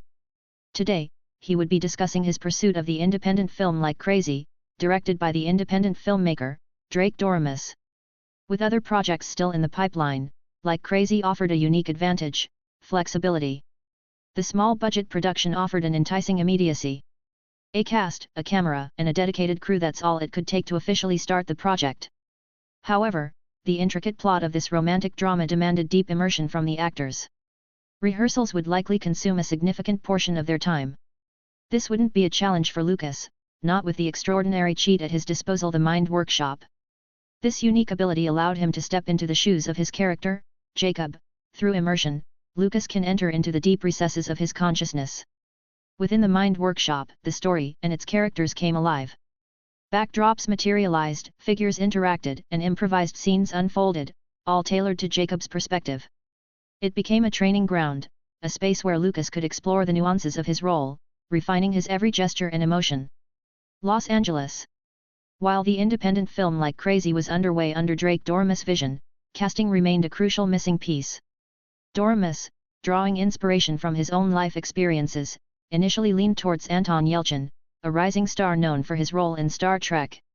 However, his friend John, a key member of the dedicated crew, had accidentally changed his decision. John urged Doremus to watch an independent film gaining popularity in independent film circle, not just for its controversial headlines regarding the fainting in the audience, but also for the exceptional performance of a young actor named Lucas Knight. Doremus, initially skeptical of the hype surrounding an unknown actor, decided to give the film a chance. As the film unfolded, he found himself deeply moved. Despite the unconventional one-man show format, Lucas's portrayal of Aaron Ralston affected him. Intrigued, Doremus dug deeper into Lucas's filmography. He discovered Lucas's youthful charm on display in Modern Family and saw glimpses of raw talent in a recent YouTube clip that's gaining attention, showcasing Lucas singing Perfect, as Dylan in one of the episodes in Modern Family, already viewed by hundreds of thousands. A shift began to occur within Doremus. The initial appeal of Yelchin's established star power began to fade compared to the potential he saw in Lucas. The young actor's ability to convey complex emotions with minimal dialogue, his screen presence, and his musical talent, these were the qualities Doremus needed for Jacob. With a newfound conviction, Doremus made a decision. He shifted his focus from Yelchin to Lucas Knight, believing he had found the right actor to embody of Jacob. Although undeniably talented, was still a relatively unknown face compared to the established Anton Yelchin. Yet, Drake Doremus felt an unshakable conviction about his choice. Independent films, after all, thrived on taking chances, and if Lucas could deliver in the audition, it would only solidify Doremus's instinct. Moreover, Lucas was already gaining momentum. The box office success of 127 Hours served as a testament to his potential, and his performance resonated with audiences. His star was steadily rising, and Doremus recognized that. Meanwhile, the casting process was ongoing. Several actors, both established and newcomers, had approached Dormus, eager to be a part of the film, as they're really interested in the film's premise. Among them, 2 actresses stood out, Felicity Jones and Jennifer Lawrence. Dormus had personally sought them out, drawn to their talent and potential. He'd sent scripts to their agents, and thus far, their audition performances had left him impressed. Felicity, with her emotional intensity, and Jennifer, with her captivating screen presence. With the script delivered to Lucas's agency a week ago, anticipation gnawed at Drake Dormus. Would the young actor even consider his independent film, Like Crazy? While Dormus was confident in his choice, he had some doubts. Dormus wasn't naive. He knew Lucas was on the radar of several studios. His performance in 127 Hours had garnered critical acclaim, and even his small but charming role in Modern Family and viral singing clip of Perfect had propelled him into the public eye, had further cemented his potential. Lucas, in the eyes of industry insiders, wasn't just a fresh face, he was a rising star. He hadn't yet reached the heights of some other young actors, but his raw talent, coupled with his inherent musicality, made him an attractive proposition. And then there was the undeniable factor of cost. Lucas was still relatively affordable compared to his established peers. This very aspect made him even more appealing to studios looking to maximize their returns. A wave of anxiety washed over Drake Dormus as days ticked by without news from Lucas Knight's agency. Had his script reached the young actor? Was Lucas even interested in the role of Jacob in Like Crazy? Dormus knew other studios were circling Lucas, drawn to his rising star power. Just as doubt began to creep in, his phone buzzed. The caller ID displayed IAA Vincent Smith, and a spark of hope ignited in Dormus's chest. Vincent was Lucas's agent. After a cordial exchange of greetings, Vincent's words brought immediate relief. "Drake," he announced, "Lucas is excited about the script and interested in auditioning for Jacob. He's clearing his schedule and aiming to be in Los Angeles tomorrow, and probably grace the audition location tomorrow or within the next few days." Dormus's excitement bubbled over. "Fantastic! We have a dedicated space set up in downtown LA. Let me know where I can send the details." "He's already booked a flight," Vincent chuckled. "Just pass on the location. Lucas will be there." Dormus hung up, a wave of relief washing over him. The wait had been agonizing, but Lucas's proactive approach filled him with optimism. He knew the competition was fierce, but seeing Lucas's interest to a smaller, independent film like Crazy despite the other bigger projects probably offered to the young actor warmed his heart. Chapter 97, Drake. In the CEO office of New York's Bellevue Hospital, CEO Gary received news that piqued his curiosity. The hospital's development director excitedly informed him of a surprise donation $200,000 earmarked specifically for the cancer ward's young patients. "LK Charity? That name doesn't ring a bell," Gary remarked to his secretary, who confirmed she hadn't heard of them either. Intrigued, yet mindful of procedure, Gary directed the funds to the appropriate department. The money, clearly designated for young patients battling cancer, offered much-needed flexibility. While $200,000 could potentially support 2 to 3 young patients battling cancer for a year, it was obviously wouldn't be enough for the entire group. However, Bellevue Hospital's charitable nature meant it regularly received donations from various organizations, allowing them to accumulate funds and comprehensively support the young cancer patients. LK Charity's contribution, while unexpected, was a welcome addition to the ongoing efforts. Gary, as someone who had a child with cancer in the past, was deeply moved by LK Charity's generosity. He understood the immense impact such a donation could have on these families battling a difficult illness. Los Angeles. The wheels of Lucas's plane kissed the Los Angeles tarmac, the California sun warmly welcoming him. Stepping out of the airport, he flagged a taxi, eager to reach his destination. As he settled into the back seat, a jolt of recognition ran through him. "Sean!" he exclaimed, surprise etching his face. The burly driver chuckled. "Lucas. Thought you wouldn't recognize me, sir." A warm smile spread across Lucas's face. He hadn't seen Sean in months, yet their last encounter, where he'd generously offered Lucas his contact card, felt strangely fresh. The following drive was filled with friendly banter. "How's life treating you, man?" Lucas asked, settling into the comfortable rhythm of the conversation. "Not bad," Sean replied, steering the taxi through the city's road. "Still chasing fares, same as always." The conversation continued smoothly. As they neared Lucas's destination, Sean's offer resurfaced. "Lucas," he said, a touch of seriousness in his voice, "my offer still stands. You need a personal driver, you know who to call." Lucas considered the offer, appreciating Sean's loyalty. "I appreciate it, man. But honestly, I'm not that big a deal yet." Sean laughed heartily. "Big deal? You're an actor, aren't you? Don't sell yourself short." Lucas grinned, his cheeks flushing slightly. "Not exactly A-list yet, but maybe someday." They exchanged a few more words before Lucas reached his destination. As he stepped out, he turned back, a smile playing on his lips. "I'll keep your offer in mind, Sean. Thanks for the ride." Sean waved with a smile. "Anytime, buddy. Anytime." The encounter left a lingering warmth in Lucas's heart as he walked towards the audition location. The Los Angeles sun beat down on Lucas as he navigated the bustling streets, his destination, a quaint cafe where he was to meet Drake Doremus, the indie director. As he entered the cafe, the aroma of freshly brewed coffee and warm pastries greeted him. The space buzzed with conversation and the rhythmic clatter of cups and spoons. Lucas scanned the room, his eyes searching Drake. And then, there he was, Drake Doremus, nestled in a corner booth. Lucas approached. Before Lucas could muster a greeting, Drake's eyes met his. "Lucas Knight," he boomed, his voice tinged with surprise. Lucas, slightly stunned that the director recognized him despite being relatively fresh-faced actor, replied, "That's me." Doremus flashed a light smile. "Nice to meet you. I'm Drake Doremus, the director of this little project."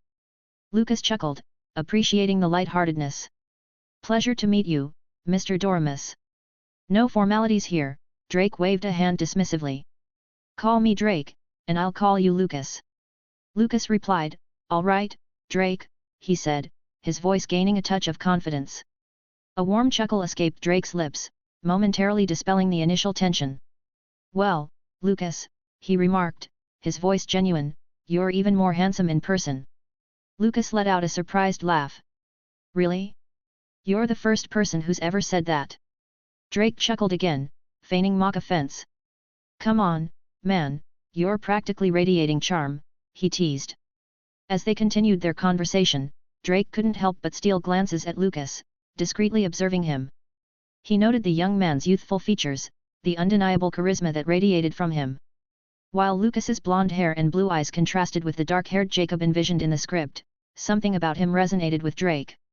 Lucas's performance in 127 Hours remained etched in his mind, a testament to the raw intensity and depth he could bring to a role. After a while of light-hearted banter, Lucas delved into the script for like crazy.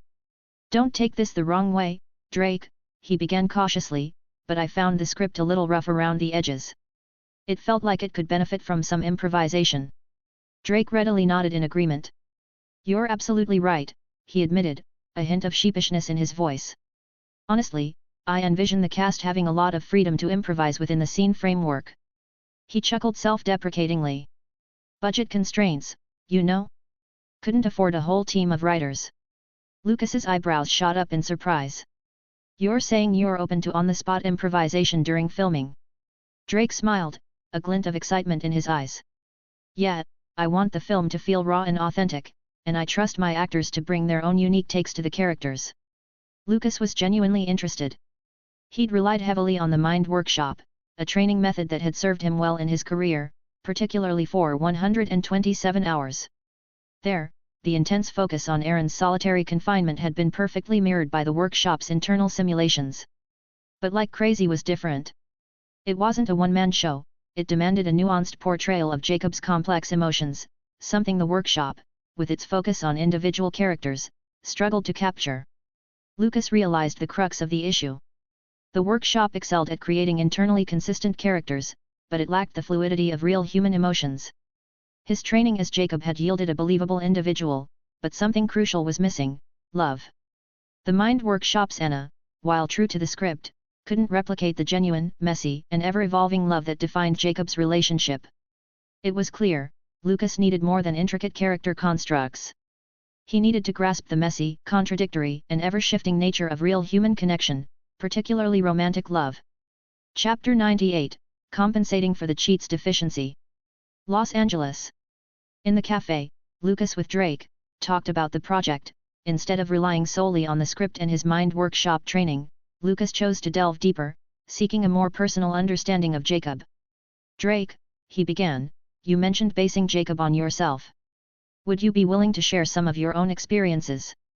A flicker of surprise crossed Drake's face at Lucas's question. He took a thoughtful sip of his coffee, the gesture laced with a subtle hesitation. It's an interesting request, Lucas, he finally began, his voice tinged with a complex mix of emotions. I based Jacob on a lot of experiences, some more personal than others. He sighed, a faint weariness in his eyes. I suppose sharing some wouldn't hurt. Jacob is a complicated character, he began, his voice warm and inviting.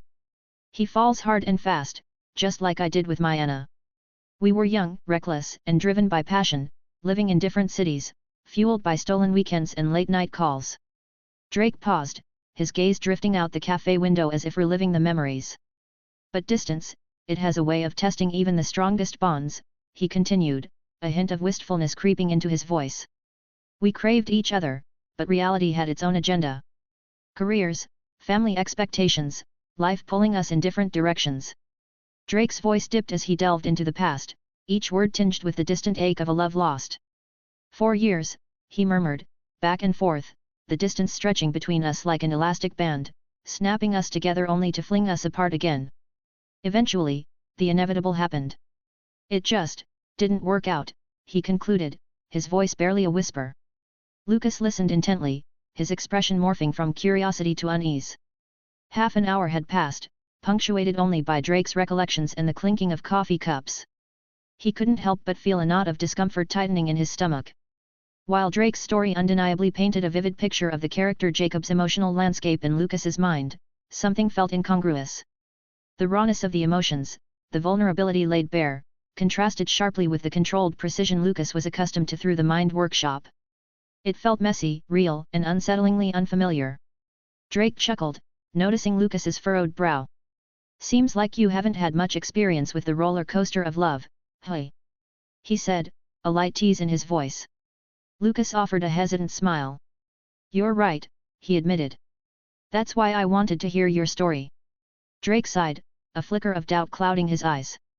Well, there's always my co-writer, Ben. He had a similar experience. Maybe hearing another perspective. I appreciate it, Lucas interrupted, sensing Drake's dwindling confidence. But honestly, you've given me more than enough material to chew on. Drake seemed surprised, a glint of renewed hope flashing in his eyes.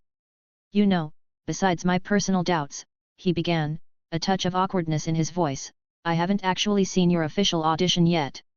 You haven't? Lucas echoed, raising an eyebrow.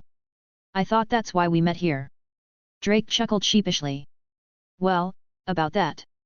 I did rent a room for auditions, but it wrapped up earlier today. See, things were a bit tight financially. A wave of amusement washed over Lucas. He glanced around the cafe, taking in the curious stares and bustling activity. Was he seriously about to perform right here? Yet, as he met Drake's earnest gaze, the absurdity of the situation melted away. He closed his eyes, taking a deep breath. The mind workshop, a cheat he had relied on heavily, suddenly felt insufficient. Drawing on a different reserve within him, Lucas focused. The cafe faded away, the noise silenced. In his mind's eye, only Drake remained, their conversation transformed into a scene from the script.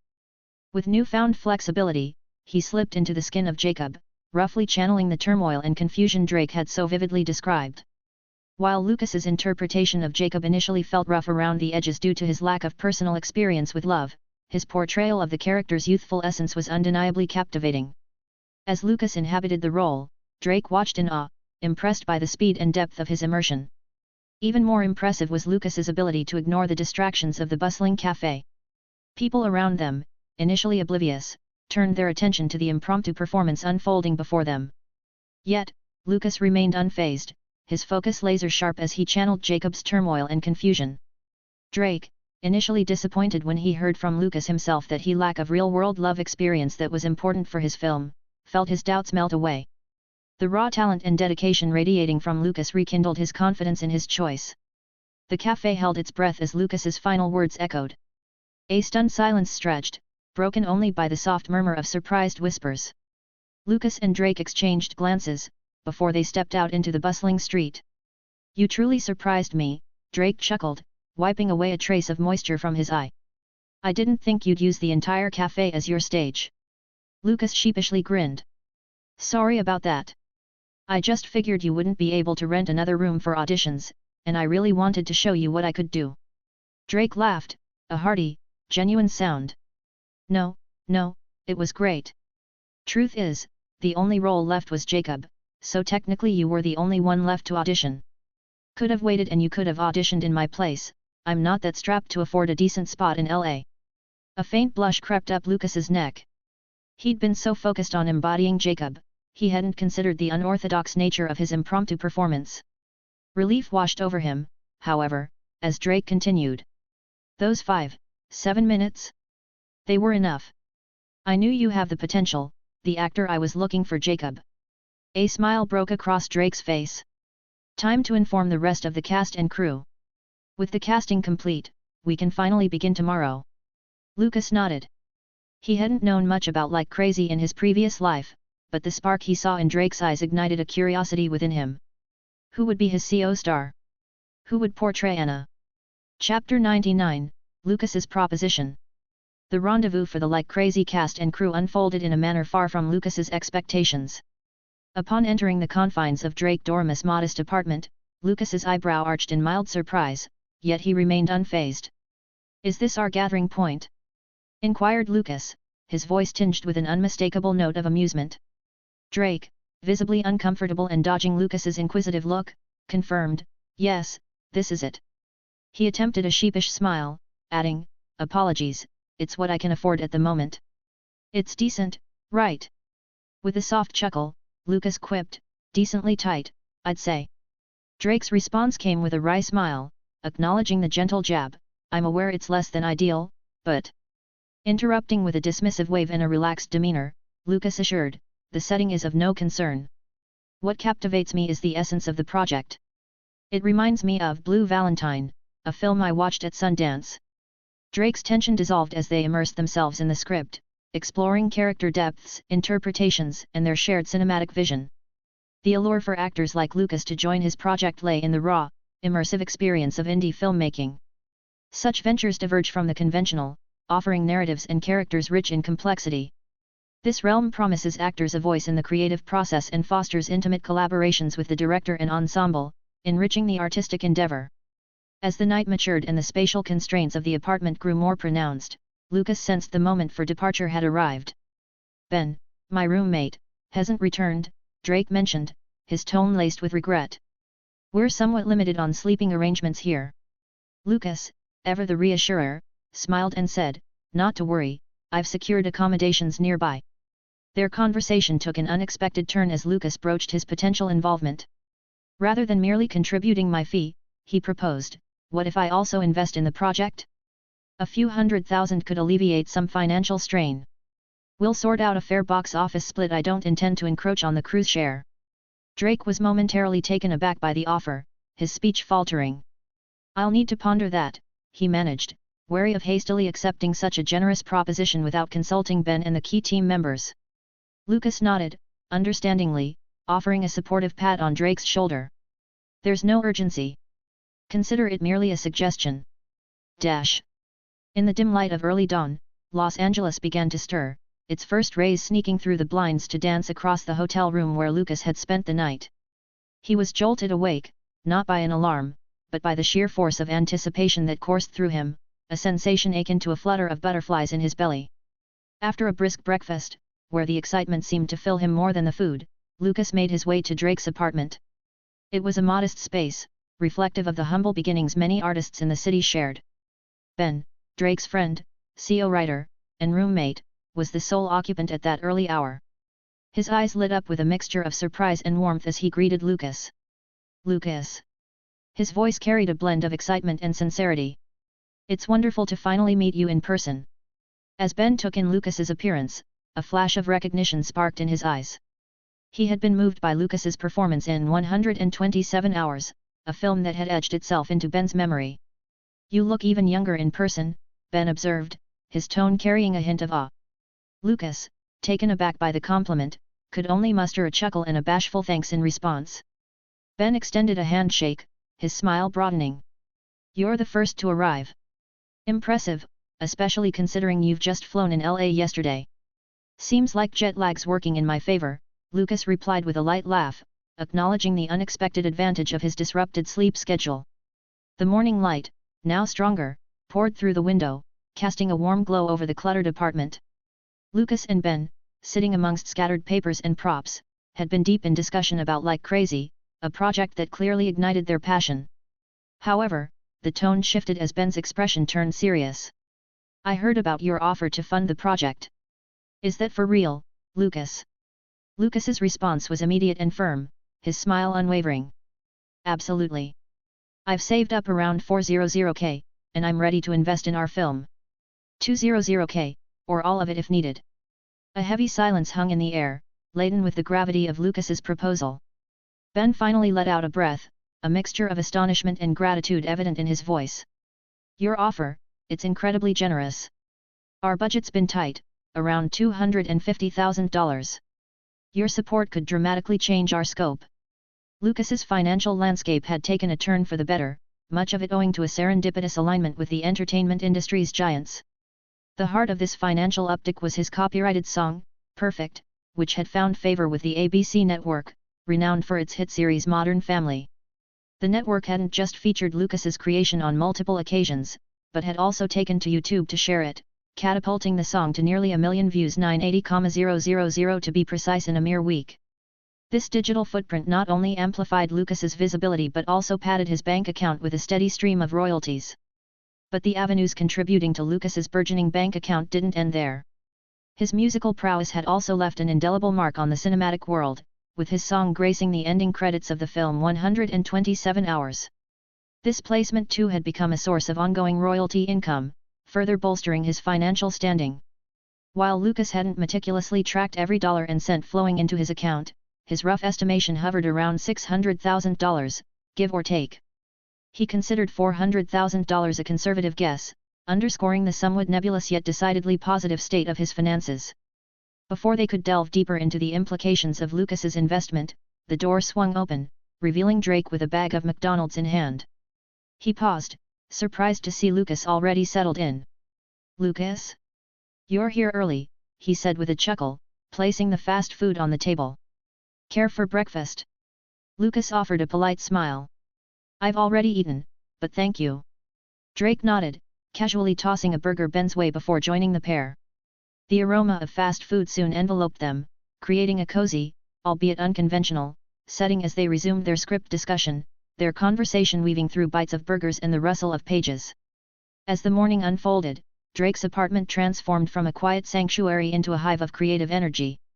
The door, with its distinctive creak, became a revolving entry point for the eclectic mix making up the crew. One by one, individuals tasked with bringing the film to life: sound mixers with their nuanced ears for audio, cinematographers with an eye for the perfect shot, and extras, each with their own silent stories, stepped into the space, infusing it with a palpable sense of purpose and anticipation. As the hands of the clock inched closer to 9 a.m., the atmosphere in the apartment shifted from expectant calm to a vibrant buzz of activity. Charlie Bewley was among the first to arrive, his entrance marked by a demeanor of easy assurance. Known for his role in Twilight, his presence added a layer of recognition and excitement, his casual nod a silent acknowledgement of the shared adventure they were all about to embark on. Not long after, the room's dynamic changed once more with the arrival of Felicity Jones.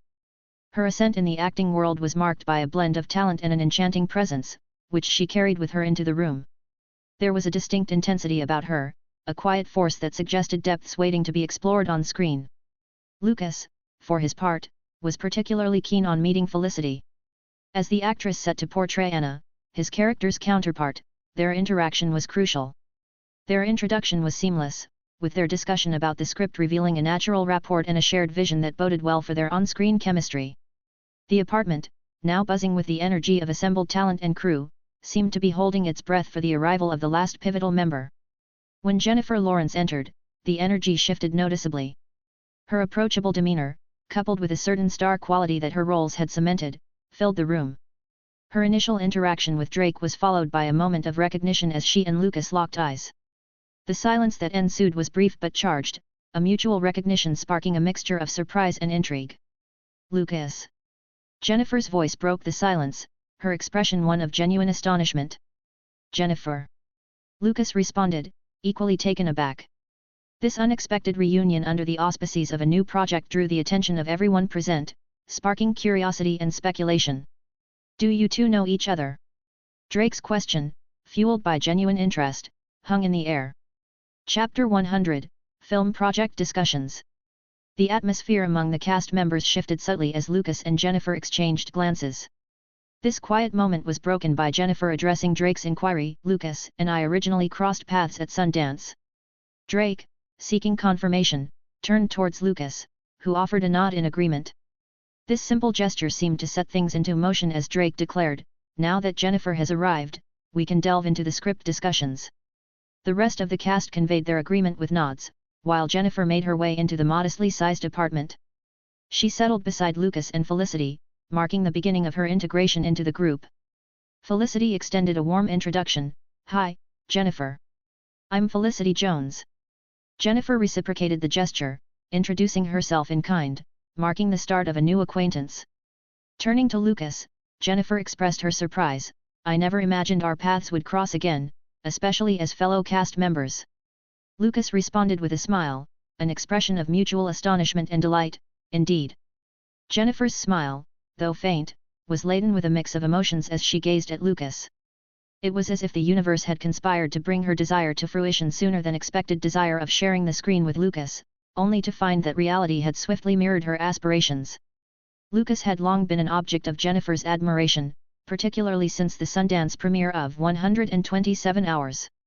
His performance had left an indelible mark on her, showcasing a brilliance she aspired to emulate.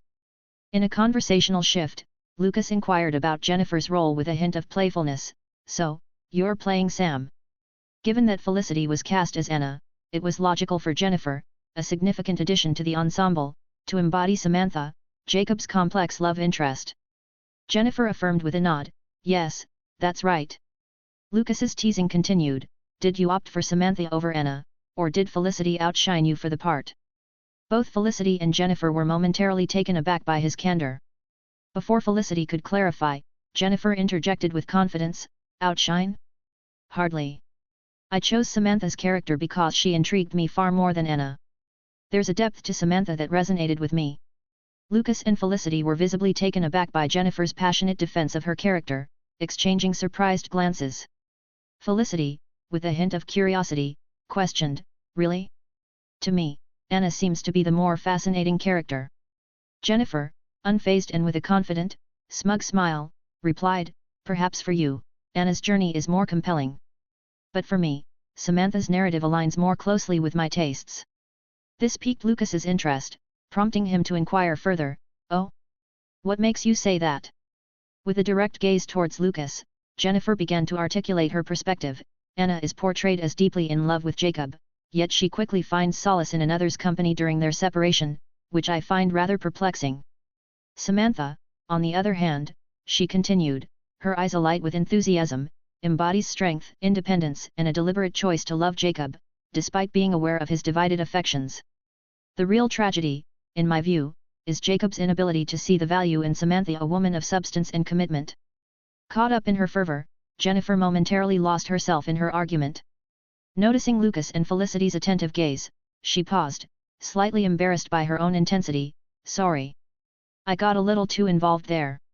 Lucas responded with a light-hearted chuckle, "It's perfectly fine. Your perspective is quite enlightening." Felicity, sharing in the amusement, added, "It's clear you have a deep connection with Samantha's character. That passion is admirable." Jennifer, somewhat reassured by their reactions, simply smiled, "Thank you. I really do believe in her character." As the group's focus shifted towards Drake, the confines of the small apartment became more evident. Despite its modest size, it held significant potential, doubling as a filming location for Anna's apartment within their indie project. Drake, with a contemplative look, began to outline the unique aspects of their production process. "This project is indie at its core, Drake explained, his voice echoing slightly in the cramped space. The script has been a collaborative effort between myself and my co-writer, Ben. Given our budget constraints, we're not in a position to hire a large writing team. However, this opens up a unique opportunity for you, the cast. We encourage improvisation and welcome your contributions to the dialogue and narrative. It's a chance to truly make your roles your own. He swept his gaze across the room, making eye contact with each actor, Charlie, Felicity, Jennifer, Lucas, and the others, emphasizing the collaborative nature of their endeavor. Drake continued, feel free to propose ideas for scenes that highlight your character's development or backstory. We're open to integrating your creative insights into the film. Jennifer, intrigued by the level of creative freedom being offered, sought clarification, so, the approach to filming and development will be somewhat akin to Blue Valentine, correct? Drake nodded, yes, something like that. Lucas, seizing the moment to introduce modern cinematic techniques, was determined to influence Drake and the crew with a fusion of ingenious and future filmmaking methods. Drake, taking a cue from Blue Valentine's intimate storytelling, I suggest we mix different cinematic styles to elevate our film, Lucas said with evident enthusiasm. Focusing on authentic, unguarded moments between characters can deeply resonate with audiences, making it feel like they're privy to private conversations. He streamlined his thoughts to keep them timeless yet innovative. By playing with the narrative structure and using visual storytelling, we can layer our tale to uncover the characters' deep connections and emotional complexities. Natural light and select locations will enhance the emotional landscape, creating a rich backdrop without words. Lucas briefly touched on aesthetics. Different color palettes and dynamic camera movements can vividly bring out the emotional highs and lows, immersing the audience in the character's journey. Concluding with thematic depth, Lucas added, we're positioned to explore relationship complexities in a way that today's audience will find compelling, challenging traditional narratives and encouraging reflection. Drake, the cast, and crew listened, visibly impressed by Lucas's vision. His concise, impactful suggestions promised a film not just visually stunning but deeply moving and relatable, capturing the essence of innovative and emotionally engaging storytelling. As Lucas shared his vision, the cast and crew hung on his every word, their expressions a blend of curiosity and intrigue. When he finished, Drake responded, acknowledging the creativity behind Lucas's suggestions, yet he couldn't mask his concern about the financial feasibility. Lucas, your ideas are fascinating and could indeed elevate our film. However, the challenge lies in aligning them with our budget constraints. Lucas met Drake's gaze with a confident smile. That's precisely why I've offered to invest in our project, isn't it? He reminded gently, his tone light yet firm. The room tensed for a moment as Drake's demeanor shifted to one of serious contemplation. Jennifer and Felicity, caught off guard by the mention of additional funding, echoed their surprise in unison. Invest. It was Ben, the co-writer, who clarified the situation, his voice carrying a mix of excitement and disbelief. Lucas has expressed his willingness to support the project financially, potentially contributing between $200,000 to $400,000. The revelation sparked a wave of astonishment among the cast and crew. Jennifer, half-jokingly, nudged Lucas, her voice laced with a mix of admiration and jest. So, you're rich now? Lucas responded with a modest smile, downplaying the notion. Not exactly rich, but let's just say the projects I've been involved with have been quite rewarding. A hush fell over the group as all eyes turned towards Drake, the decision-maker whose approval was crucial. The unspoken truth hung in the air. If Lucas were to invest, it would not only alleviate budgetary pressures but also likely grant him a stake in the film. Thanks for listening.